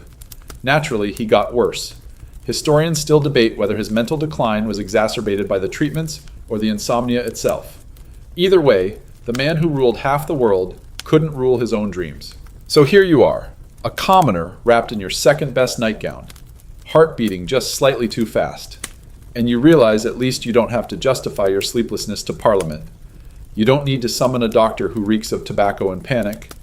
You don't need to pretend your nightmares are political metaphors. You just need to breathe, to close your eyes, to pretend for a moment that you are someone who sleeps well, someone whose mind quiets when the light fades. Because if queens, kings, and the most powerful bodies in history could lie awake, staring at the ceiling with guilt and lust and regret buzzing through their veins, then maybe, just maybe, your own insomnia is a little less lonely, a little less shameful, a little more royal. You're still awake. Of course, time has softened into a blur of shadows and the occasional creak from the hallway. Like the house itself is trying to shift positions and get comfortable. And maybe it's your back, or your thoughts, or that pickle you ate at dinner that's now staging a theatrical revival in your gut. But more likely, it's the sheer discomfort of your so-called rest furniture. You know, the things designed to ease your body into slumber, but instead feel like they were built by sadists with upholstery degrees. The Victorian era didn't invent sleep furniture, but it refined it into an art form so awkwardly elegant it may as well have been a cousin of torture. Take the fainting couch, for example. Soft curves, swooped arm, one-sided backrest. It looks seductive, maybe even luxurious. But it was never built for sleep. It was built for dramatic swooning, for women corseted so tightly that simply standing up too fast became a theatrical event. And yet, somehow, it became a staple of rest culture, a place to nap, to recover one's vapors, to be gently stroked on the wrist by a concerned cousin named Harold. And this couch, this symbol of leisure, quickly became something else. It became erotic. Subtly, slowly, insidiously, because anything that lets you lie down in public while someone fans your neck becomes suspect. Artists began to paint reclining women not as patients, but as muses. Muscles relaxed, cheeks flushed, bodices slightly askew. Furniture once meant for breathless recovery began hosting a different kind of breathlessness entirely. Sex didn't happen. On the couch, it happened. Around it. In its aura, its implication. Husbands began requesting them in bedrooms, boudoirs, studies. Some came with drawers for smelling salts and letters never sent. Others, with tassels that seemed to quiver suggestively even when the windows were closed. One well-known example involves a certain Lady T, who was rumored to receive her lovers on a cherry velvet fainting couch positioned directly beneath a ceiling mirror, according to the erotic spirit. Through history, she considered it an essential health practice. Reclining, she said, prevents overexertion and preserves the shape of the bosom. You may scoff, but her journals mention that she slept like a baby afterwards. And perhaps that's the crux of the Victorian conundrum, sleep and sex, rest and arousal, constantly entangled like overstarched bedsheets. They couldn't separate the two, so they didn't. Instead, they disguised their desire for affection, touch, and rest beneath a mountain of furniture with ambiguous purposes. Enter the chaise longue, which evolved from fainting couches, but with added decadence, and a name that made British men deeply uncomfortable. Chaise longues were considered the height of modern indulgence, a way to suggest you were tired, but stylishly so. Women would recline in salons, discussing poetry and pretending not to notice when a passing gentleman's gaze lingered a little too long on the curve of the upholstery. In some circles, it was believed that reclining post-dinner on such a piece helped digestion, warded off melancholia, and naturally invited more sophisticated dreams.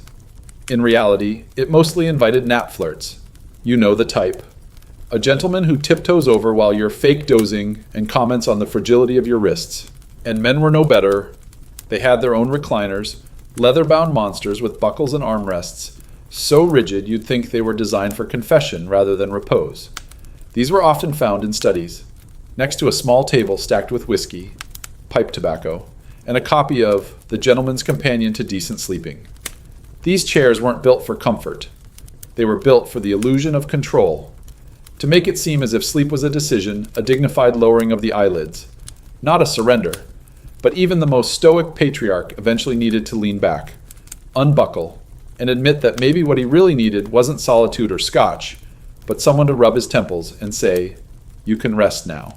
Which brings us to tonight's sex anecdote, starring a piece of furniture called the sleep cradle, designed by a progressive, wildly eccentric doctor in Edinburgh. It was essentially a human-sized rocking chair disguised as a therapy couch. Patients would lie down while an assistant slowly rocked the device side to side. Supposedly, this induced sleep through kinetic tranquility. In practice, it induced arousal in approximately 40% of female patients. One such patient, a Mrs. Halversham, wrote in her diary, "It stirred something between my ribs and lower reason." Her husband, puzzled by her newfound bedtime satisfaction, eventually visited the clinic and tried the cradle himself. His reaction, "I did not dream of war once." The couple purchased a cradle for their own home, hosted weekly cradle parties, and quietly became the most relaxed household on the block. And here's a fringe tidbit for your midnight enjoyment. The Royal Academy of Sleep Hygiene once held a design competition for the ideal rest apparatus.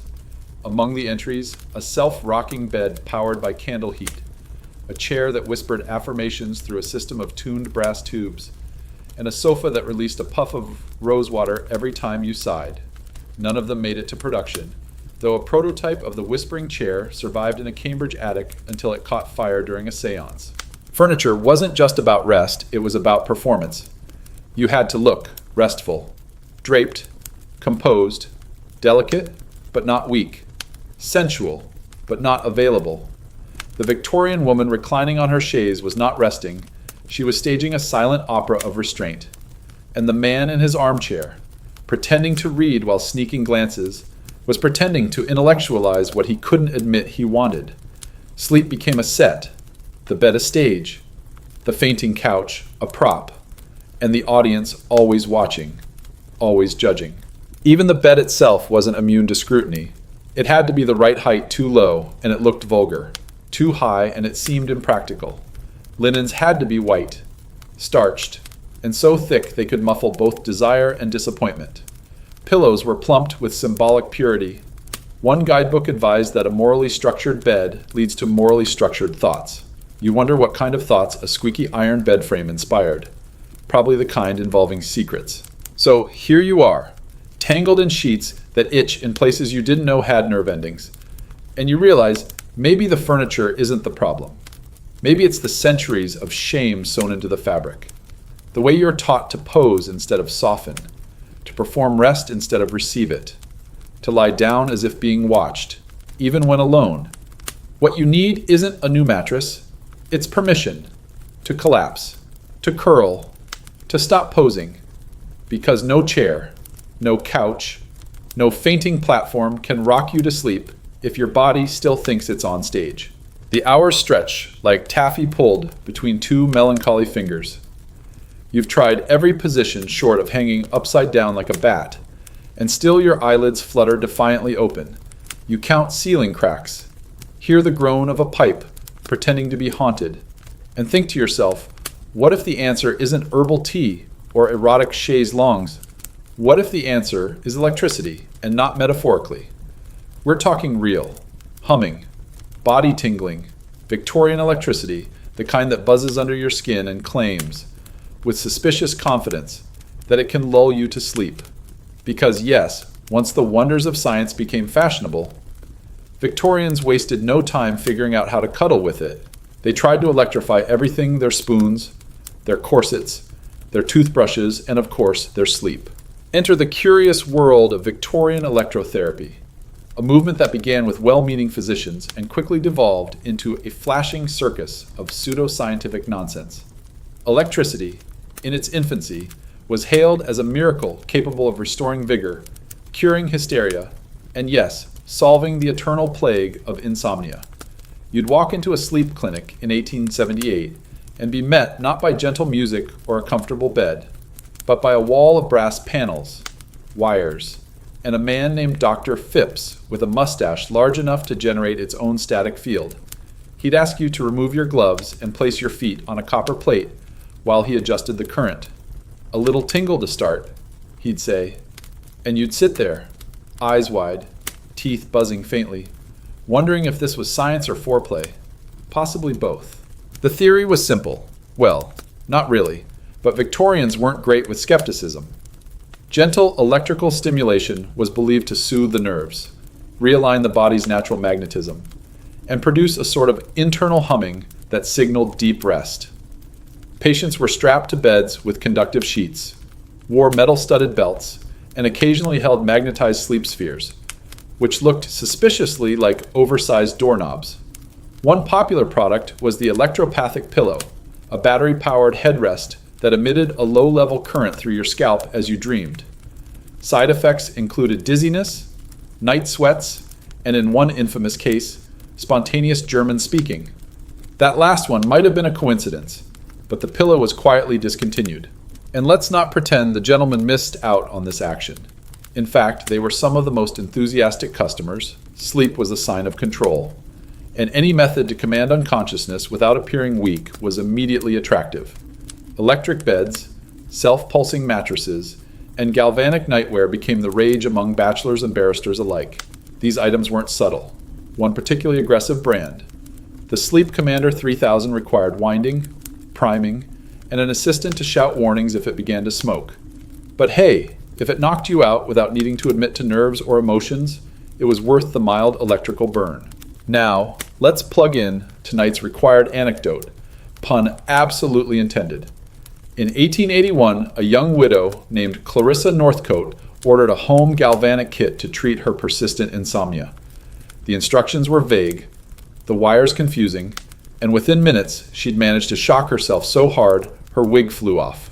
She later wrote that it was the most alive I've felt since Harold's funeral. Emboldened, she began experimenting with the device, eventually strapping one of the conductors to her thigh and the other to a water jug for balance. What followed can only be described as a private electrical awakening. Clarissa slept like the dead for 3 nights straight, then recommended the kit to every widow in her sewing circle. Sales surged. The manufacturer quietly changed their slogan from rest through reason to rest you'll remember. Of course, with any popular movement came opportunists. Traveling salesmen began hawking electric sleep kits door to door, usually unregulated, often dangerous. You'd open your front door to find a man in a cravat offering you the secret to sleep through the miracle of galvanic conductivity. He'd whip out a catalog with such gems as the magnetotonic slumber belt and the Voltic leg relaxer. None of them actually worked, but many customers reported the placebo effect of feeling like they were trying, which, as any insomniac knows, is half the battle. And naturally, electricity found its way into sex, because of course it did. Victorian sex and science often danced uneasily, especially when it came to female desire. The same doctors who claimed hysteria could be treated with massage soon realized that vibrational therapy, electrically induced this time, offered both speed and plausible deniability. One infamous device. The Ars Erotica number 4 looked like a coffee grinder and made a noise like a possessed sewing machine. It had interchangeable heads, adjustable voltage, and a foot pedal for convenience. Clinics used it to regulate the feminine nervous system. Private citizens used it to fall asleep smiling. One well-documented user was Miss Agatha Tilbury, a poet and piano teacher who claimed the device tuned her inner chords. Her diary contains the line, "Never have I slept so sweetly as when my limbs still sang with current." She was, reportedly, quite popular at her local lending library. Historians still debate whether her experiences represent personal liberation or yet another example of female pleasure being pathologized into productivity. Probably both. Let's pause for an absurd fringe tidbit. In 1876, an inventor named Reginald Frump attempted to create a full-body electro nest designed to simulate womb-like conditions using heated wires, low current pulses, and ambient humming provided by a built-in music box. It cost more than a carriage and caught fire on its second test run.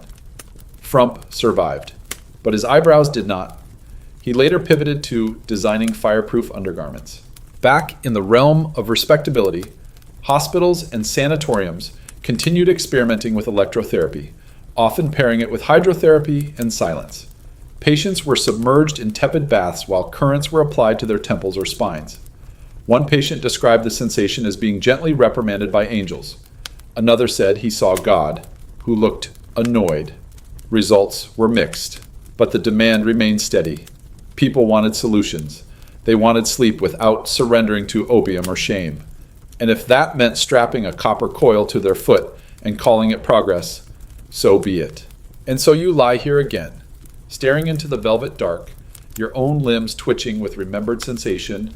Maybe it's imagination, maybe it's memory, but you feel something tingle, not quite physical, not quite thought, a little current, a little charge, the echo of someone else's attempt to rest from the restless. Maybe you don't need a machine. Maybe what you need is a story, a whisper, a moment of absurd faith that something as chaotic as sleep could be conquered by wires and willpower. Or maybe you'll give in tomorrow. Order that old replica of the electropathic pillow. Let it hum against your scalp while you drift. Not because it works, but because it promises to. And sometimes, when sleep feels like a cruel joke told by your own nervous system, that promise is enough. There's a knock soft, Not real. Just your imagination doing laps again. You're lying there, eyes wide in a darkness that feels too heavy, too theatrical, like a velvet curtain drawn across your entire nervous system. And that's when it happens. A whisper, maybe, or a chill that slips up your spine like a flirtatious cat. Is someone here? Of course not. Unless it's someone you can't see. That's right, tonight we enter the seance chamber, where sleeplessness collides with spirits, where the dead drop in like bad party guests, and where Victorians, deprived of sleep and common sense, turn to the supernatural for comfort. Because what do you do when neither opium nor hypnosis nor mechanical cradles work? You try to summon Aunt Mildred's ghost and ask her how she managed to nap through childbirth. The Victorian obsession with the afterlife is well documented, and nowhere did it burn brighter or weirder than in the parlors of the spiritually restless. Seances weren't always dramatic affairs with tables levitating and trumpet blasts. Sometimes they were quiet, candlelit vigils held by people desperate not for thrills, but for sleep. The theory was simple: if your soul was troubled, you couldn't rest. And if you couldn't rest, maybe it was because someone or something was trying to speak through you. Grief, insomnia, unresolved family trauma, and a surplus of candle wax became the perfect cocktail for spiritual intervention. Women, in particular, dominated this domain. Mediums, dream whisperers, night visionaries. Many were insomniacs themselves, claiming the spirits only came to them between 2 and 5 a.m., that thin and tragic slice of night when the air feels like it's mourning something. One woman, known only as Madame Delphina, held nightly seances where she claimed to channel the dreams of the recently deceased. Her followers described her sessions as terrifyingly restful. She'd place her hands on their temples, close her eyes, and begin to murmur in languages no one could identify. Afterwards, her clients would sleep deeply sometimes for 12 hours straight. One merchant's wife said she awoke believing she'd made peace with her dead parakeet. Another claimed to have had the most satisfying nap since my wedding night. And yes, of course, sex found its way into the seance room. It always does. Because what's more intimate than inviting the dead into your bedroom? What's more vulnerable than undressing in front of the unknown? Some seance hosts offered comfort rituals where clients, usually men, would lie down while 2 or 3 mediums gently channeled soothing spirits through rhythmic touch. It was quiet, ambient. Not always erotic, though, let's be honest. It got there. According to the erotic spirit, through history, one group in Dublin even developed a technique called the ectoplasmic embrace, which involved blindfolds, soft humming, and long wordless moments of touch that could last upwards of 30 minutes. They claimed it wasn't sexual. Everyone else rolled their eyes. Spiritualism also had a liquor cabinet. That's right. Enter the soporific spirits of the seance scene, homemade herbal liqueurs, often spiked with brandy or absinthe, served during nightly vigils to open the mind. A particularly popular drink called moon's milk was made from lavender, sage, and a generous pour of gin. Mediums drank it to thin the veil. Guests drank it to stop caring. And more than a few seances dissolved into giggling, accidental foot touching, and naps on velvet carpet surrounded by melting wax and half-eaten seed cake. Not everyone found the dead, but many found a decent night's sleep. One particularly memorable incident comes from Brighton, where a retired governess named Mrs. Tansley hosted weekly spirit suppers, her specialty spoon seances. Guests would hold silver spoons, close their eyes, and listen for the vibrations of the departed.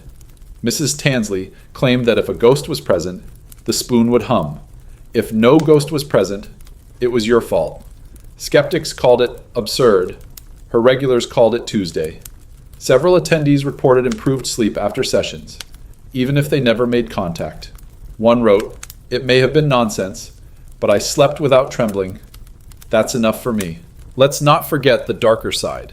There were cases fringe, but real, where sleeplessness was blamed on hauntings, poltergeists, restless ancestors. Homes were cleansed with sage, prayer, or in one unfortunate instance, a full-on exorcism performed in a bathrobe. Some even believed ghosts could be lovers. A widower in Wales insisted his late wife return to lie beside him at night, brushing her invisible fingers across his cheek. When asked how he knew it was her, he replied, "Only she knew where my mole was." His neighbors gave him space after that. And yes, you're thinking it now, was this all just projection? People, starved for sleep, comfort, and closure, inventing rituals to hold themselves together. Absolutely. But who's to say what's real in the middle of the night, when your brain is flickering like a tired gas lamp and your soul feels frayed? Maybe the only thing that works is believing someone, anyone, is watching over you, even if they've been dead since the Crimean War. Your sex anecdote tonight comes from a lesser-known diary belonging to a young woman named Isabel C., who recorded a series of night visitations she claimed were not dreams, but spiritual trysts. Her entries are vivid, almost poetic. "He comes not with sound," she writes, "but with a warmth that moves under my ribs like music." She insists these encounters left her refreshed, her skin glowing, and her mind finally quiet. Was it a ghost, a fantasy, a long-suppressed longing given form in the dark? It doesn't matter. She slept. And that was the miracle. Let's not skip your fringe tidbit either. In 1887, an inventor patented the spirit bed, a 4-poster contraption with built-in tubes designed to emit lavender mist and whispered affirmations at timed intervals, supposedly channeling positive ether from the beyond. It never sold well. The mist clogged. The affirmations mumbled. One user claimed to have dreamt of a ghost who kept asking for directions to the pantry. But still, it was another attempt, another grasp at sleep through belief, through ritual, through surrender to something greater than worry. And now you, still awake, still seeking, the room is quiet, too quiet. And you think, what if someone were here, not to scare you, but to soothe you, to whisper in your ear? It's okay. You can let go now. Maybe that's all the seance ever was. Not a spectacle, not a trick, but a lullaby for the spiritually exhausted, a way to trick your own brain into silence by pretending the silence speaks back. So, go ahead. Light a candle. Let the shadows dance. Close your eyes and listen, not for ghosts, but for stillness. Maybe it's out there. Maybe it's waiting. And maybe, just maybe, you don't have to chase it. You only have to let it find you. You hear them again, the rustles, the groans, the low muffled something that might be a prayer or just someone choking on their regrets. But this time it isn't ghosts or gas pipes or your overworked imagination. This time, it's very real. It's the sound of sleeplessness institutionalized, echoing down long, tiled corridors that smell like boiled cabbage and ammonia. You've arrived at the Victorian asylum where insomnia wasn't just a nuisance. It was a symptom, a diagnosis, a ticket to padded rooms and questionable therapy. Welcome to the place they sent you when your eyes stayed open too long, and someone decided your mind must be broken because of it. Sleep, for the Victorians, was a symbol of moral order, and those who couldn't submit to it, especially women, were often categorized as hysterics, melancholics, or simply unfit for society.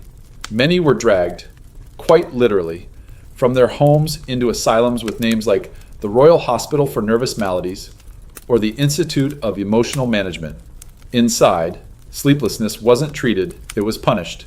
Patients were kept in cold rooms with barred windows, fed quieting tonics that doubled as sedatives and bowel relaxants, and subjected to a regimen of total silence after dusk. No reading, no talking, no movement after 8 p.m. If you couldn't sleep, you were accused of resisting discipline. If you cried, you were sedated. If you screamed, you were restrained. And if you whispered to the wall because you missed your child or your lover or your cat, you were diagnosed as verbal during nonverbal hours. But the asylums weren't entirely devoid of logic. Some doctors genuinely believed they were helping. They designed sleep rooms painted in pale green, believing the color soothed the soul. They played soft harp music on phonographs. They offered baths sometimes warm, sometimes cold enough to make your spine yodel. These treatments were meant to reset your body clock, realign your temperament, and drown your mind in structure. It sometimes worked, briefly, before the hallucinations began. Because what really haunted the asylum wasn't madness, it was isolation. People didn't go mad from sleeplessness, they went mad from being left alone with it. Let's talk about the beds. Thin cots, iron frames, scratchy blankets that smelled like damp apologies. Patients were often forced to lie flat with their arms tucked beneath them to prevent sinful touching. That's right. Masturbation was not just discouraged, it was pathologized. Entire wards were organized around the idea that self-pleasure caused mental instability. Doctors believed insomnia was a warning sign that the patient had been indulging in nocturnal misconduct. If you were caught with your hands below the sheet, you could be restrained, monitored, or subjected to lectures on moral hygiene. One pamphlet, A Guide to Sleep and Chastity, instructed asylum nurses to wake female patients every 2 hours and adjust their posture to prevent pelvic stimulation. Naturally, people found ways around it, which leads us to tonight's erotic anecdote, a quietly devastating account from an anonymous orderly working at a London asylum. In his journal, he described a patient, Miss E, committed for melancholic delusion and failure to sleep. Each night, she would hum lullabies under her breath, refusing to lie down until someone read to her. The staff ignored her, but the orderly, feeling pity or maybe something gentler, began reading poetry aloud just outside her door. He never entered, never spoke to her directly, but over time, she began to sleep. One night, he stopped reading. The next morning, she approached him in the corridor and whispered, "I dreamed you touched my hand." They were caught sharing a brief embrace, and she was transferred to solitary. He quit the next day.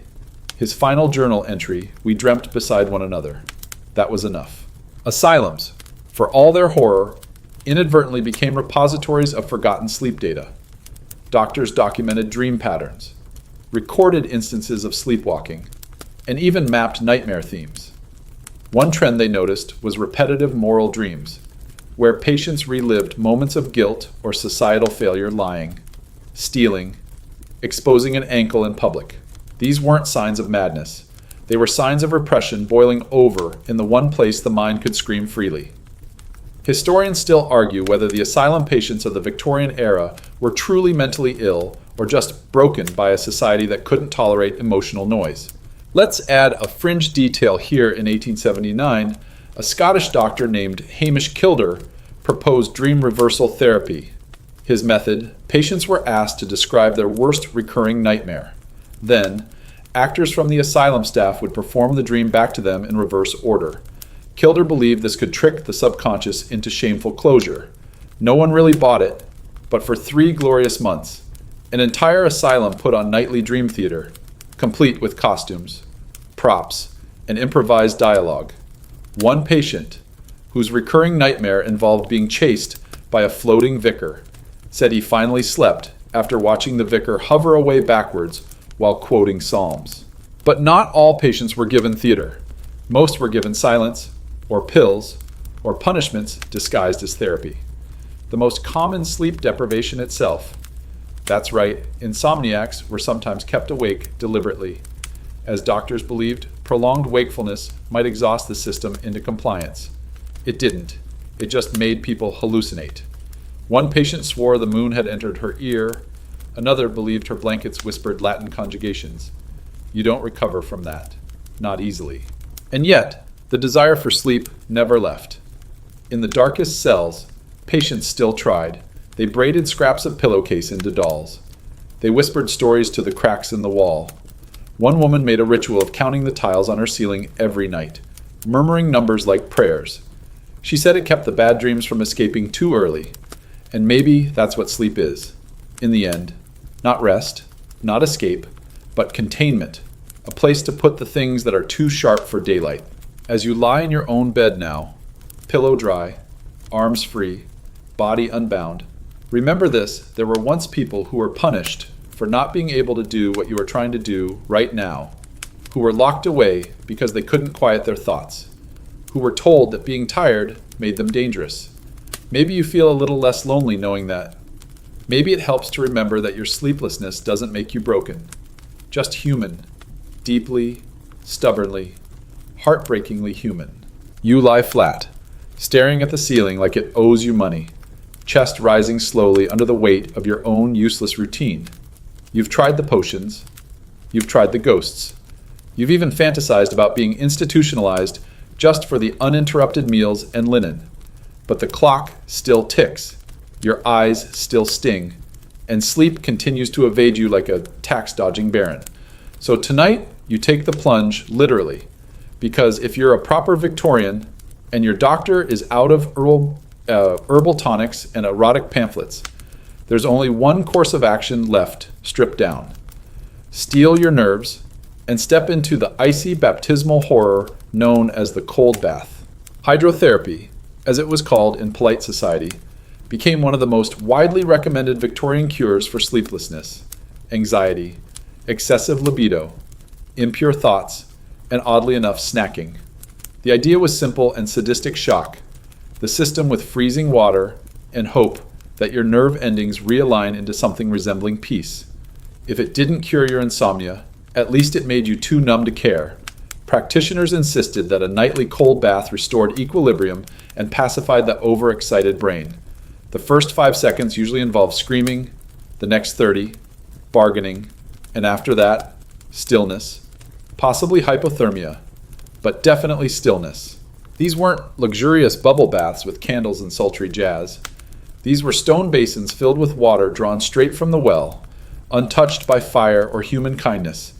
You'd lower yourself in slowly, teeth clenched, praying for your soul to abandon ship. Some doctors insisted patients fully submerge their heads, claiming it reset the cerebral temperature. One poor soul was told to dunk herself while reciting psalms to prevent demonic hallucinations. She lasted 6 nights before declaring her bathtub a portal to a colder hell.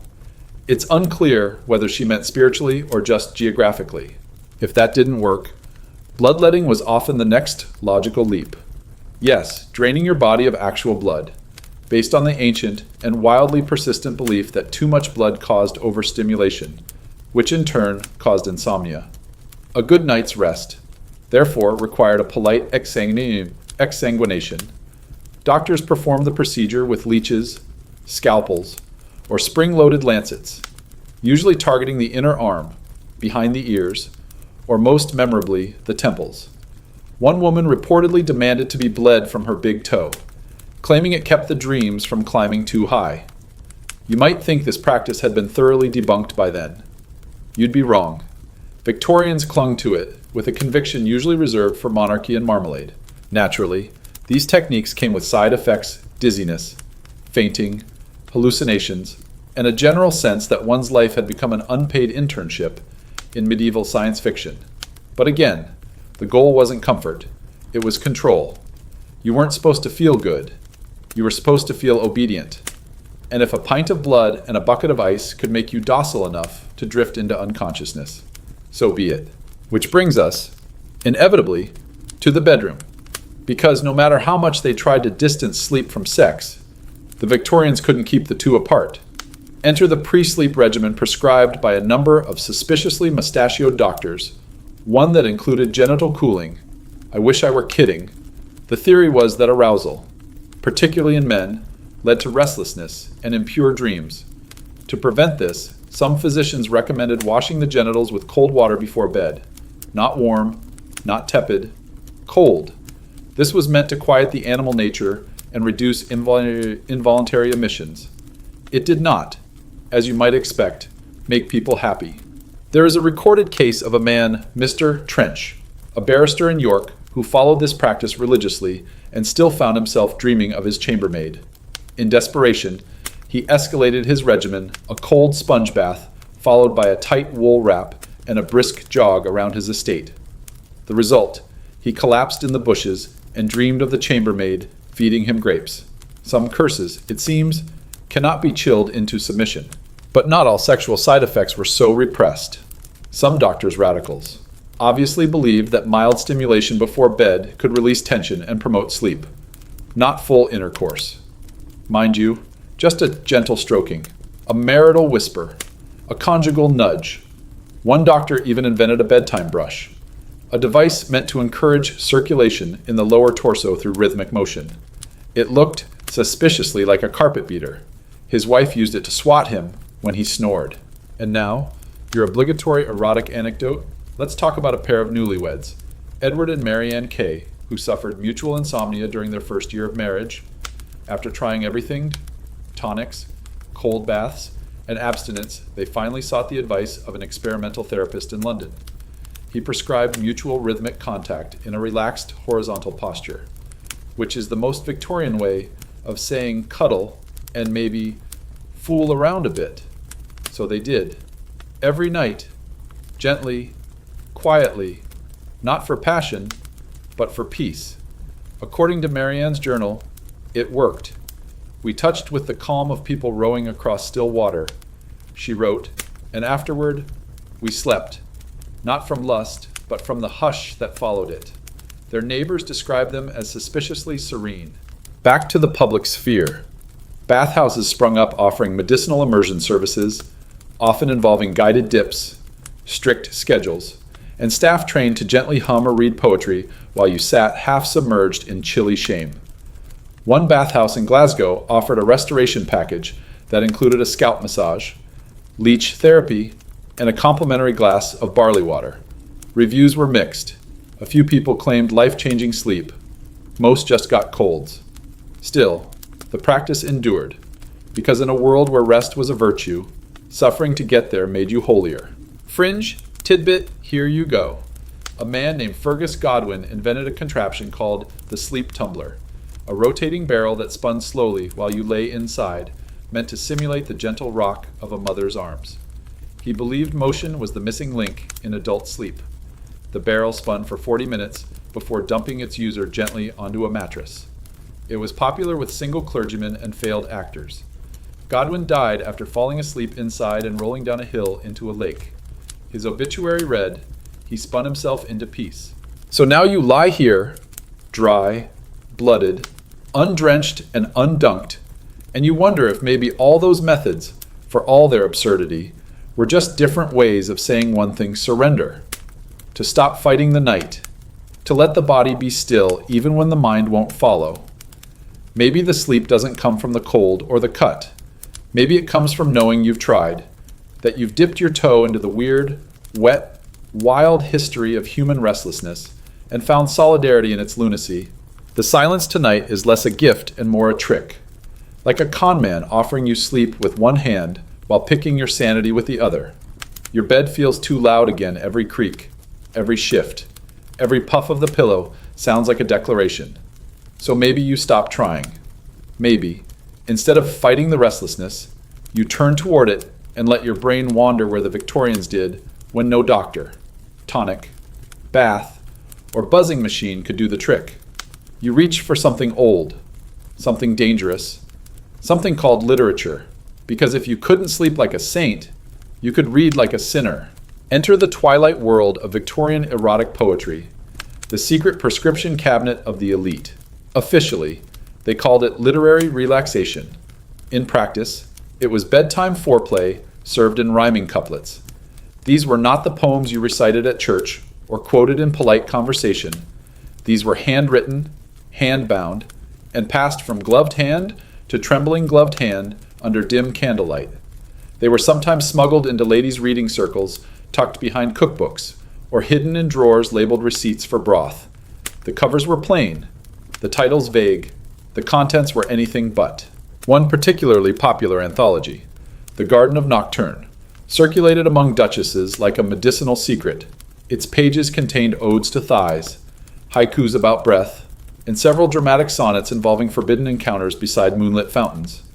Historians still argue whether it was written by a woman, a libertine monk, or 3 bored clergymen with a shared inkwell.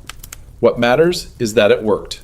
The rhythm soothed, the language thrilled, and the gentle arousal often tipped readers into sleep, not unlike a long sigh that accidentally became a yawn. Let's not mistake this for mere indulgence. These poems were therapeutic.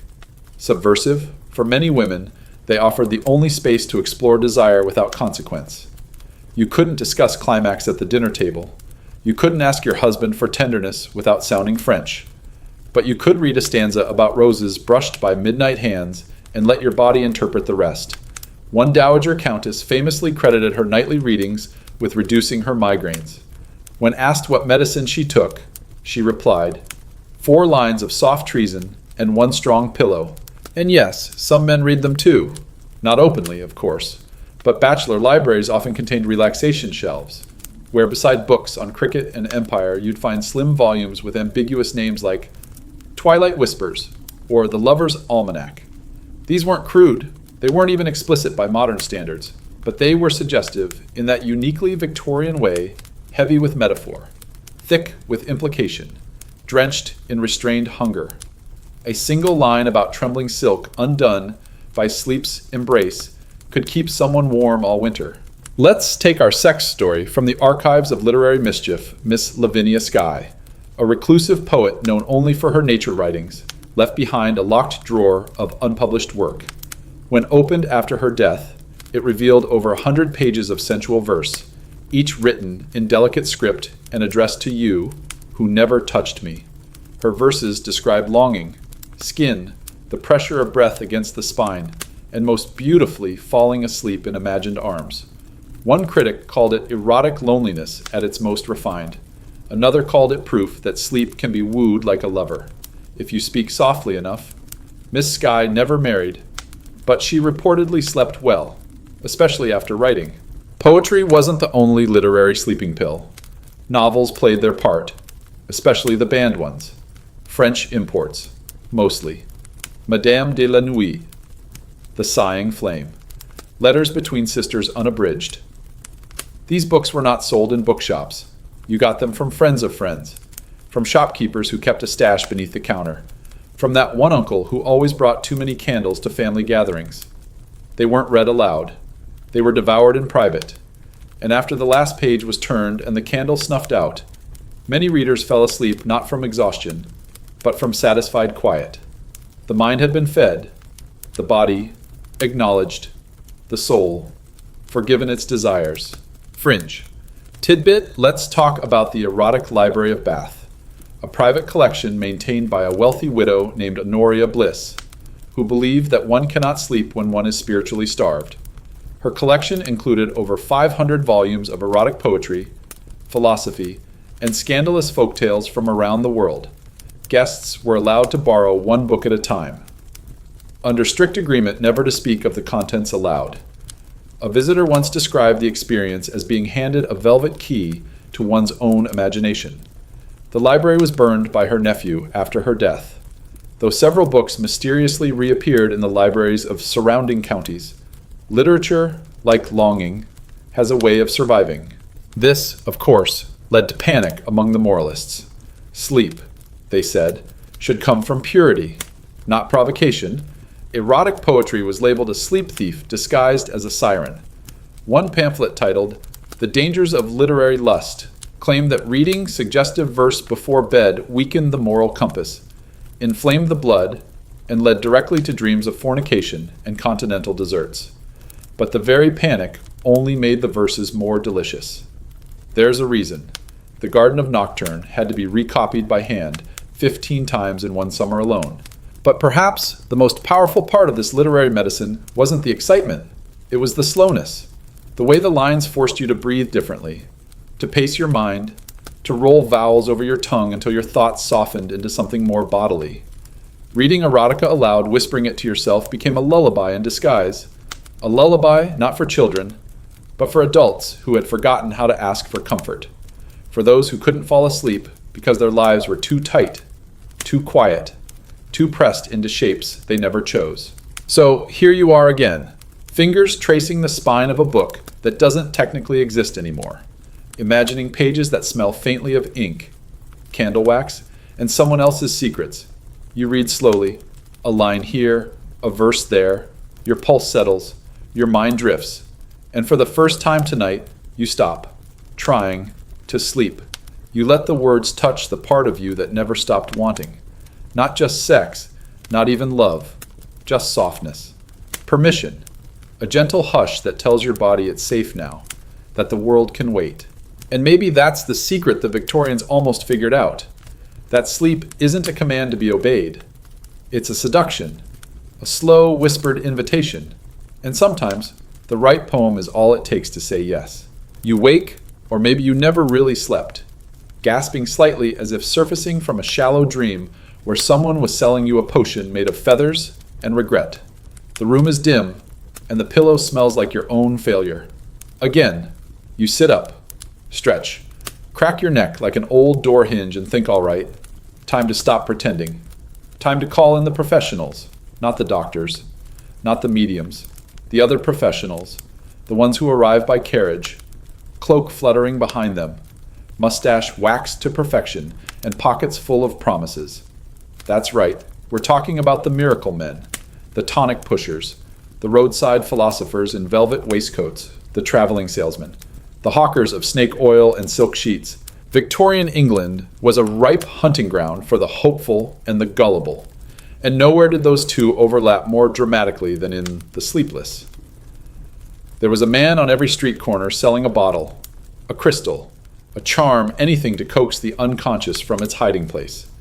They came with trunks of trinkets, charts of the moon, and pamphlets printed with font so curly it made your eyes hurt. Their remedies claimed to restore balance, virility, peace, digestion, moral clarity, and of course, dreamless sleep. What they actually did was make you mildly drunk, faintly hallucinate, or suddenly incontinent. But hey, at least it was something. The flagship product of this rogues gallery was always the sleep elixir. Never just a tincture or a syrup, it had to be an elixir. Elixirs promised transformation, and they delivered something. One of the most notorious was Dr. Balthazar's Nocturnal nectar, a thick syrup made of molasses, opium, rhubarb extract, and whatever was left in the bottom of the brandy barrel. It tasted like a funeral, but knocked you out cold unless it gave you diarrhea, in which case you were up all night anyway. But the packaging was gorgeous. Embossed lettering, a sleeping angel on the label, and the promise, in bold, sleep like you never had regrets. It worked on some, but others needed more. They needed ceremony. Enter the sleep kits. These were complete nighttime rituals. In a box, a small vial of rest oil, a sachet of dried herbs, lavender, mostly, a folded silk square to lay over your eyes, and an instruction booklet that read like a seduction manual for your own brain. Lie down, unbutton one thought, then another. Let your breath slip off your body like evening lace. It was ridiculous. It was glorious. It worked precisely because it felt like trying. The ritual itself became the drug. Let's take tonight's erotic anecdote from a real-life testimonial of one particularly creative salesman known as the Baron of Sleep, who claimed to be a French nobleman but was almost certainly from Wolverhampton. He sold a product called Sommeil Royal, a perfume for the pillow. He insisted it was made with rare alpine flowers and the dew from an abbess's veil. In truth, it was rosewater mixed with cheap gin. Still, women swore by it, especially Lady Mirabelle W., who allegedly sprayed it on her thighs before bed and insisted it made her feel like a duchess beneath the moon. Her footman, who later became her third husband, claimed it also made her thighs smell like decisions. And then there were the traveling bed salesmen. Yes, those existed. Men who offered collapsible cots, hammock kits, and dream surfaces for the upwardly mobile insomniac. One offered silk sheets woven by widows under starlight. Another boasted of a mattress filled with goose down and ethereal thoughts. That mattress, by the way, was just straw wrapped in perfume-soaked cloth. But it was soft, and more importantly, it was different. Because the secret of snake oil wasn't deception, it was novelty. People were tired of being tired. They wanted a story, a symbol, a ritual object that could be the turning point. Even the design of these products was seductive. Bottles shaped like hourglasses, boxes lined with velvet, sleep masks embroidered with Latin phrases that loosely translated to, "Let me die briefly." Victorian consumers were no fools. They knew they were buying fantasy. But fantasy wrapped in satin and sold with flair sometimes worked better than cold logic. You can't argue with the placebo effect when it's letting you rest. Fringe tidbit, here's a good one. In 1883, a failed opera singer named Cosmo Bellini began marketing a sleep horn, a literal horn. You'd blow it once before bed and listen to the echo fade. He claimed the frequency vibrated the tension from your bones. Reviews were mixed. Some said it helped. Others said it summoned every dog in a 5-mile radius. One customer used it to scare off her mother-in-law and slept better for weeks. It's easy to laugh at these gimmicks now, but they filled a need that no institution could. Doctors treated symptoms. Priests treated the soul. But snake oil salesmen, they treated the in-between, the quiet. Desperate ache of people too proud to beg and too tired to care. They made insomnia feel like something that could be cured with glitter and Latin. They made it feel fixable. And they didn't discriminate. Men, women, rich, poor, everyone bought the dream. A coal miner would spend his last shilling on a vial that promised 8 hours of honest sleep. A duchess would mail order a crystal blessed by Himalayan winds. Even the most hardened skeptics, after enough sleepless nights, found themselves tempted. Because at some point, you stop needing certainty. You just need hope, even if it comes in a bottle corked with wax and lies. So you lie back now, imagining your own little sleep kit, maybe a vial of something smoky and sweet, a soft cloth, a card that says, "Tonight you are allowed to stop." It doesn't have to be real. It just has to feel like a turning point, because that's all the snake oil ever was. Permission, disguised as product.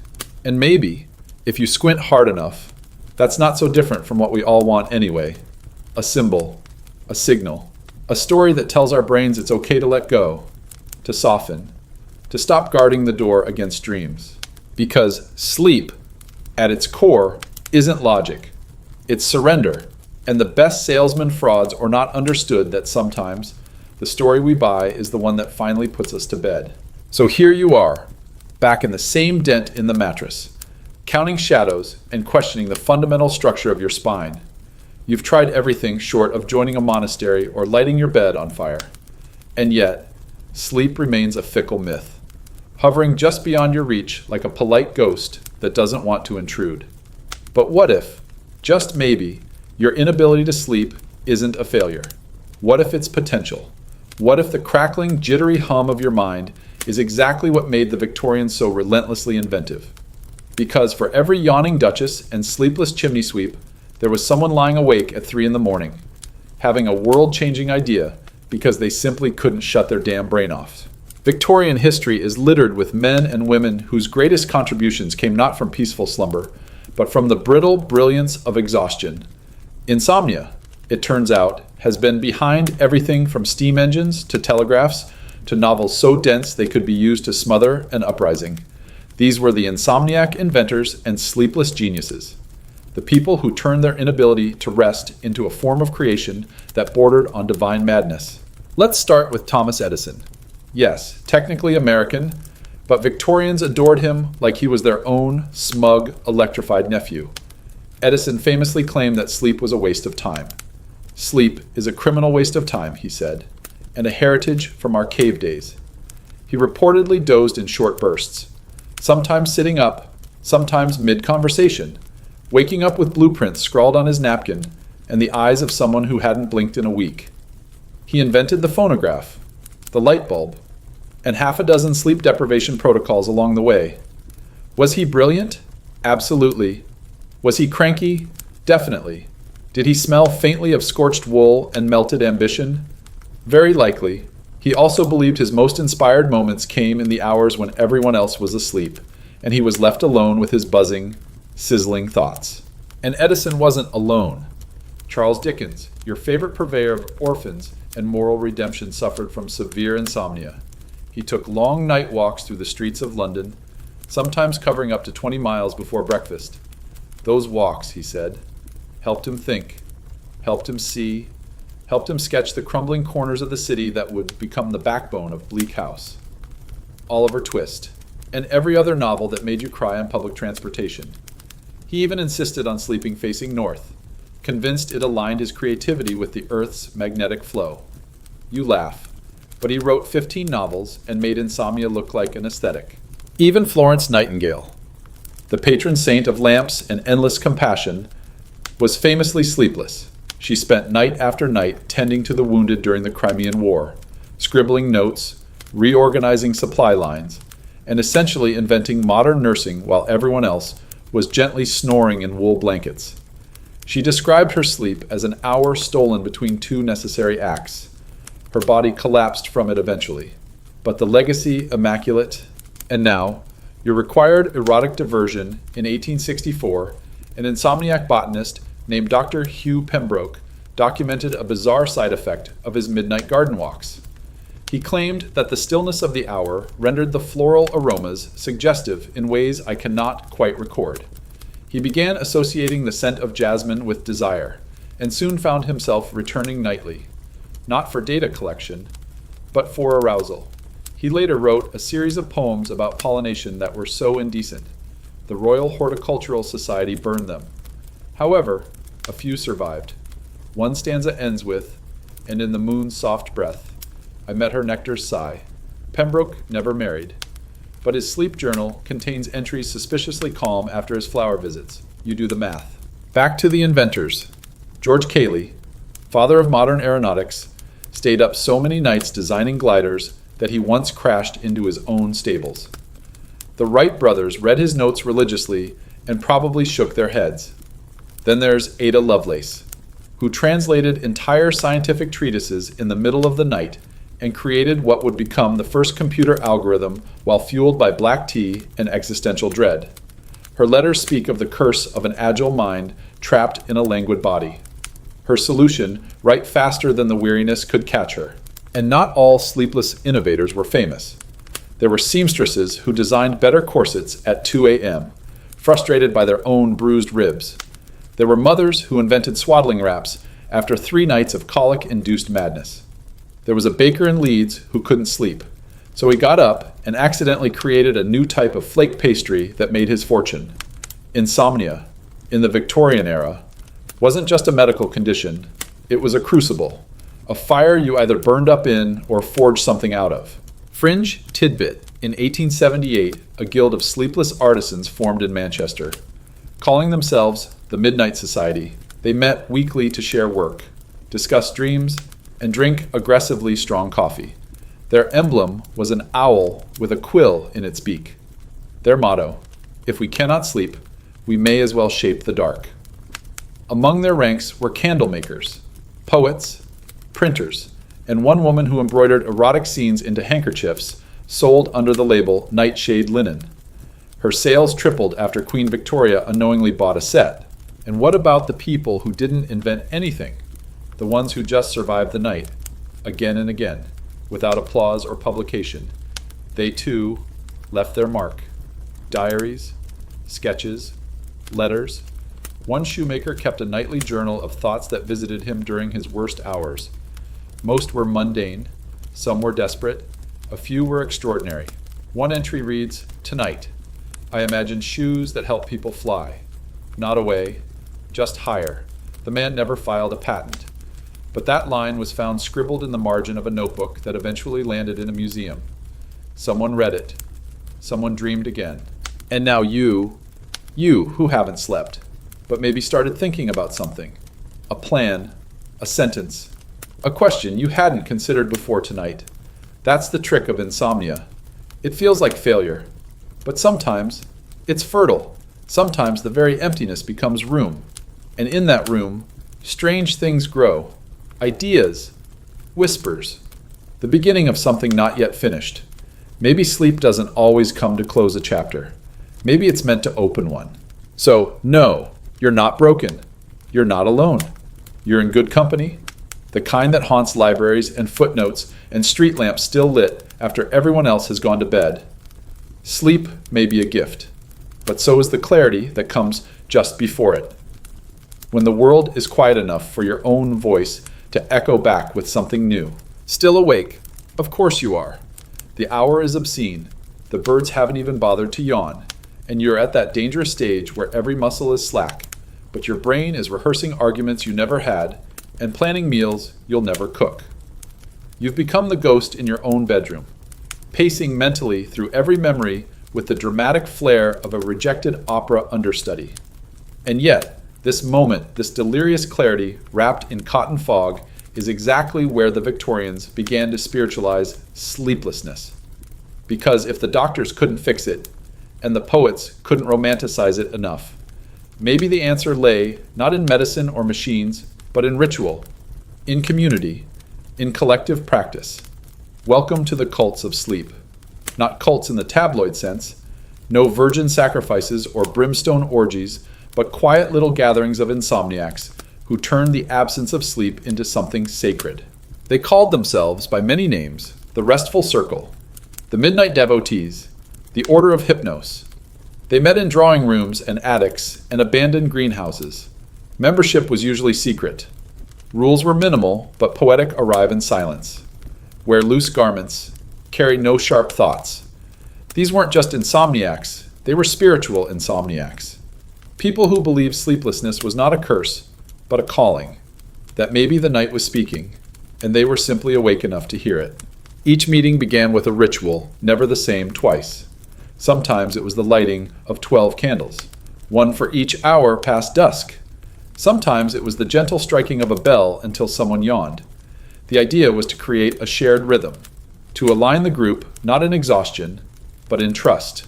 Then came the readings passages from sacred texts, dream journals, banned poetry. Once, an entire evening was spent in silence as members passed around a velvet pillow embroidered with the words, "Sleep does not forget." That particular meeting ended with 3 members weeping gently and one falling asleep on the floor. Success, by their standards. One such group, known as the Hypnagogic Society, became especially notorious. Based in Bath, they attracted artists, mystics, and disillusioned baronets who tried everything else. Their leader, a man named Thaddeus Meyer, claimed to have achieved lucid sleep through conscious idleness. His teachings were vague but seductive.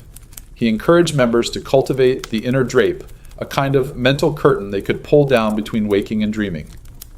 Meetings involved synchronized breathing, the recitation of erotic monologues, and the occasional group nap conducted in total darkness, bodies arranged like spokes around a central candle. Historians still debate whether Meyer was a spiritual leader or just an ambitious nap enthusiast with a flair for velvet robes. Speaking of velvet, let's not neglect your nightly sex anecdote. One member of the Hypnagogic Society, a widow named Eloise Draycott, documented a recurring shared sleep trance with a fellow initiate. She described their sessions as non-corporeal coupling, a phrase that suggests both mysticism and very good marketing. They would lie side by side, never touching, breathing in rhythm until they slipped into what she called a sensual liminality. She wrote, "We never undressed, yet I felt more bare than I ever had in marriage. Whether they actually fell asleep remains unclear." But she described waking with the imprint of his sigh against her wrist. These groups weren't entirely fringe. By the late 1880s, several physicians were quietly studying them, curious to know if ritual-based rest had measurable benefits. One report in the Gentleman's Journal of Sleep and Sanity observed that members of such societies display improved mood, smoother digestion, and markedly fewer violent dreams. Another paper simply read, "Whatever they're doing, it's probably cheaper than laudanum." Even the church got curious. A handful of progressive clergy began incorporating elements of sleep ritual into evening services, replacing fire and brimstone sermons with psalms sung softly over candlelight. Congregants reported feeling soothed, if not saved. Now, let's detour into one particularly absurd ritual. A group calling themselves the Dream Rites of Norwich developed a complex bedtime dance. It involved slow spirals, coordinated blinking, and a final gesture of descent, arms raised, then slowly lowered as if sinking into metaphorical water. They believed this signaled to the subconscious that it was safe to descend. Did it work? Unclear. But a visiting journalist described the experience as like watching ducks reenact Greek tragedy. Attendance remained steady for years. Fringe tidbit in 1891. A retired professor began hosting sleep dinners at his country home. Guests arrived in night clothes, were served calming foods like warm oat custard and herb-stuffed rolls, and encouraged to speak only in whispers. After dinner, they reclined on cushions and listened to chamber music performed on instruments tuned deliberately out of sync, designed to tire the ear into retreat. He claimed it worked best after the second course. His daughter later published a memoir titled, "Father Slept Through Everything." What united all these groups was the idea that sleep could be wooed, that it wasn't a biological switch to be flipped. but a guest to be invited, entertained, and then slowly escorted to your bedside. The rituals gave shape to something shapeless. The community gave comfort in the absence of closure, and perhaps, most importantly, they transformed sleeplessness from an isolated failure into a shared, meaningful experience. It's hard to feel broken when someone next to you is awake for the same reason. And maybe that's the secret you've been circling all night, that the absence of sleep isn't empty. It's full of stories, of breath, of others also staring at the ceiling, wondering if it's them or the world that's malfunctioning. Maybe sleep doesn't come because you demand it. Maybe it comes when you finally stop proving you deserve it. When you join the chorus of the quietly restless and say, "I'm still here, I haven't given up, but for now, I will simply sit beside the dark and listen." And here you are, still awake, but not alone, a member if only in spirit of the cult of sleep. No robes, no chants, just the slow hum of your breath, the ghost of someone else's story still echoing through your thoughts, and the realization that maybe this night wasn't wasted. Maybe the ritual was enough. And now, the birds begin their passive-aggressive chirping, smug in their restfulness, smug in their wings. The sky outside shifts ever so slightly, from black to that almost blue that makes you feel both too late and too early. You've been here before, awake at the edge of dawn, tired enough to weep, wired enough to narrate your own exhaustion like a gothic heroine in chapter 7 of a novel you never meant to live. But this time, there's something different.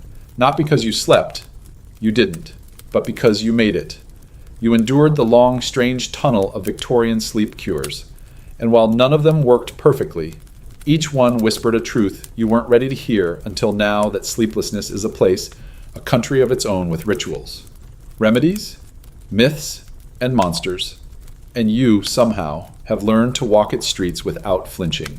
So, let's gather what we've learned. We've tried the laudanum and the lukewarm lettuce broth. We've been rocked in mechanical cradles and zapped with gentle electric flirtations. We've meditated with mediums, taken cold baths that could stun a horse, read erotic poetry under blankets, and joined cults dedicated to wooing the elusive hypnos. We've seen sex masquerade as medicine, and medicine dressed up like seduction. We've met insomniacs who changed the world, and others who simply survived their own nights with dignity and one hell of a dream journal. Each method, ridiculous or inspired, contained a clue not to sleep, necessarily, but to what people were really seeking: relief, intimacy, permission, surrender. You begin to realize that the Victorian obsession with curing sleeplessness wasn't just about getting rest. It was about control. In a world built on repression and rigid schedules, sleep represented the ultimate betrayal of order. You could not command it. You could only invite it, which made it both terrifying and sacred. It's no coincidence that so many of their sleep rituals mirrored religious ones: the cleansing baths, the whispered prayers, the laying down like a final absolution. Sleep for them wasn't just rest. It was a trial, a submission, and if you failed to pass through it cleanly, you were marked mad, unwell, improper. And yet, here we are, all that time, all those desperate innovations, and we still struggle, still lie in bed bargaining with invisible gods for just one solid hour, still convince ourselves that if we just found the right temperature, the right pillow, the right incantation, it would happen. But maybe, just maybe, the victory isn't in falling asleep. It's in staying tender through the insomnia, in not becoming brittle, in keeping your sense of wonder alive, even when your body feels like a bag of forgotten spoons. Tonight's final erotic anecdote is, appropriately, one of misdirection and affection. It comes from a series of letters between two friends in 1892, one living in London, the other in Brighton. Their correspondence began with sleep advice: lavender, warm milk, a certain breathing technique, and slowly turned confessional. By the 10th letter, the Londoner admitted she had begun sleeping better simply from anticipating the arrival of each new envelope. She wrote, "There is something in your sentences that quiets the body. I imagine your words brushing my skin." The Brighton friend replied, "Perhaps it's not sleep you need. Perhaps it's a presence." The letters continued for 3 years. They never met in person, but both reported improved sleep, Sometimes, the remedy isn't a tonic, it's being witnessed. Fringe tidbit, of course. In 1895, a furniture maker named Errol Dunst developed what he called the dream box, a small, ornate cabinet designed not for storing items, but thoughts. The idea was simple. Write your worries, hopes, or recurring thoughts on slips of paper, fold them, and place them inside before bed. Then, close the box and say, "These are no longer mine." Dunst claimed it worked miracles. One client said she hadn't slept that well since before her third child. Another reported it stopped her dreams of drowning in soup. Dream boxes became modestly popular, and one even ended up in the Victoria and Albert Museum. It's still there, empty, waiting. And now, in the last hush of this nocturnal journey, you begin to soften. Your limbs, which once felt like overcooked piano strings, now hum gently. Your thoughts, no longer stampeding, drift like feathers caught in a half-open window. You're not asleep, not yet, but you're no longer fighting. You've stepped away from the edge of desperation and into a kind of truce with the night. That, in itself, is a kind of peace. So, here's what I'll leave you with. There is no one cure, no perfect potion, no sleep mask blessed by virgins and draped in the scent of angel sighs. But there is, always, this your body, trying, your mind, still curious, your heart, still beating its quiet lullaby against the mattress. Maybe tonight, you'll drift off. Maybe you won't. But either way, you've kept yourself company through the dark, and that is no small magic. And if, as your eyes close, you remember even one absurd Victorian sleep cure, let it be the one that made you laugh, the one that made you feel less alone, the one that whispered, in its ridiculousness, "You're doing fine, just keep breathing." Now, let it all slow down. Let your breath move in, and then out, as if the air itself were tucking you in. The world outside is still there, its worries, its noise, its impossible list of things to fix, but for this moment, it can wait. You've earned this pause. Your body has carried you all the way through another sleepless night, through stories and sighs, through laughter and loss. Let the muscles around your jaw go soft. Let your eyes stay closed, even if they're still thinking. Let the corners of your mouth relax into something that isn't quite a smile, but almost. Maybe you hear a soft fan in the background. Maybe it's the echo of one of those dream societies lighting a candle somewhere in your memory, or the shuffle of someone's slippers on a corridor long forgotten, or nothing at all, just stillness. That sacred, unremarkable stillness that means nothing is required of you now. No performance, no posture, just presence. Even if sleep doesn't come yet, you are resting.